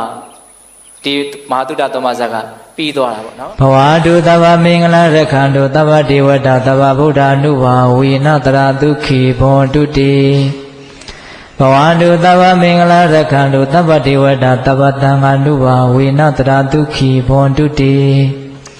ဘဝတုသဗ္ဗမင်္ဂလာရက္ခန္တုသဗ္ဗဒေဝတာသဗ္ဗသံဃာ ानु ဘာဝေနတရာဒုက္ခိဘောတုတိတေတုံဝါကသင်တရားနာပိသပေါင်းသူတော်ကောင်းတို့စားတာအလုံးသောတတ္တဝါနန္ဒတို့အားသဗ္ဗမင်္ဂလာလောကီလောကုတ္တရာကောင်းဆိုသမျှမင်္ဂလာဝဝတိဘဝတုကောင်းစွာမသွေဖြစ်တော်မူကြပါစေတည်းသဗ္ဗဒေဝတာမိမိတို့ခန္ဓာကိုယ်မှာစောင့်ကြနေကြကုန်သောနတ်မိမိတို့အိမ်မှာစောင့်ကြနေကြကုန်သောနတ်မိမိတို့သာသနာမိမိတို့ကဘာမှာစောင့်ကြနေကြကုန်သောနတ်မြတ်နာကောင်းနာပေါင်းတို့ကလည်းပဲရက္ခန္တုကောင်းစွာမသွေဆောင်လျှောက်တော်မူနိုင်ကြပါစေတည်းသဗ္ဗဗုဒ္ဓ ानु ဘာဝေနခေငါဝါလူသေးစုမကပွင့်တော်မူကြတဲ့ဆွေဆိုတော်တာပါဘုရားရှင်ကိုတော်မြတ်တို့ရဲ့တကုတေဇောအာနုဘောတော်တို့ကြောင့်၎င်းသဗ္ဗဓမ္မ ानु ဘာဝေနမဲလီရန်ဖူလီရန်နိဗ္ဗာန်ပရိယတိယဆိုသောစေတံတော်တရားတော်မြတ်တို့ရဲ့တကုတေဇောအာနုဘောတော်တို့ကြောင့်၎င်းသဗ္ဗသံဃာ ानु ဘာဝေနမကထံလေးရောက်ပလထံလေးရောက်ဆိုသောရှင်ရောက်တော်ရိယသံဃာရှင်မြတ်တို့နှင့်တကွာသီလဂုဏ်သမာဓိဂုဏ်ပညာဂုဏ်တို့နှင့်ပြည့်စုံတော်မူကြတဲ့သမုဒိသံဃာအရှင်ကောင်းအရှင်မြတ်ပေါင်းတို့ရဲ့တကုတေဇောအာနုဘောတော်တို့ကြောင့်၎င်းတရားနေရောညပါဘေခါမဆိုင်ခြင်းရှိတိုင်းဒုက္ခိကိုယ်စိတ်နှပြချမ်းပါချမ်းသာခြင်းရှိကြကုန်သည်ဘဝတုကောင်းစွာမသွေဖြစ်တော်မူကြပါစေတည်းသာ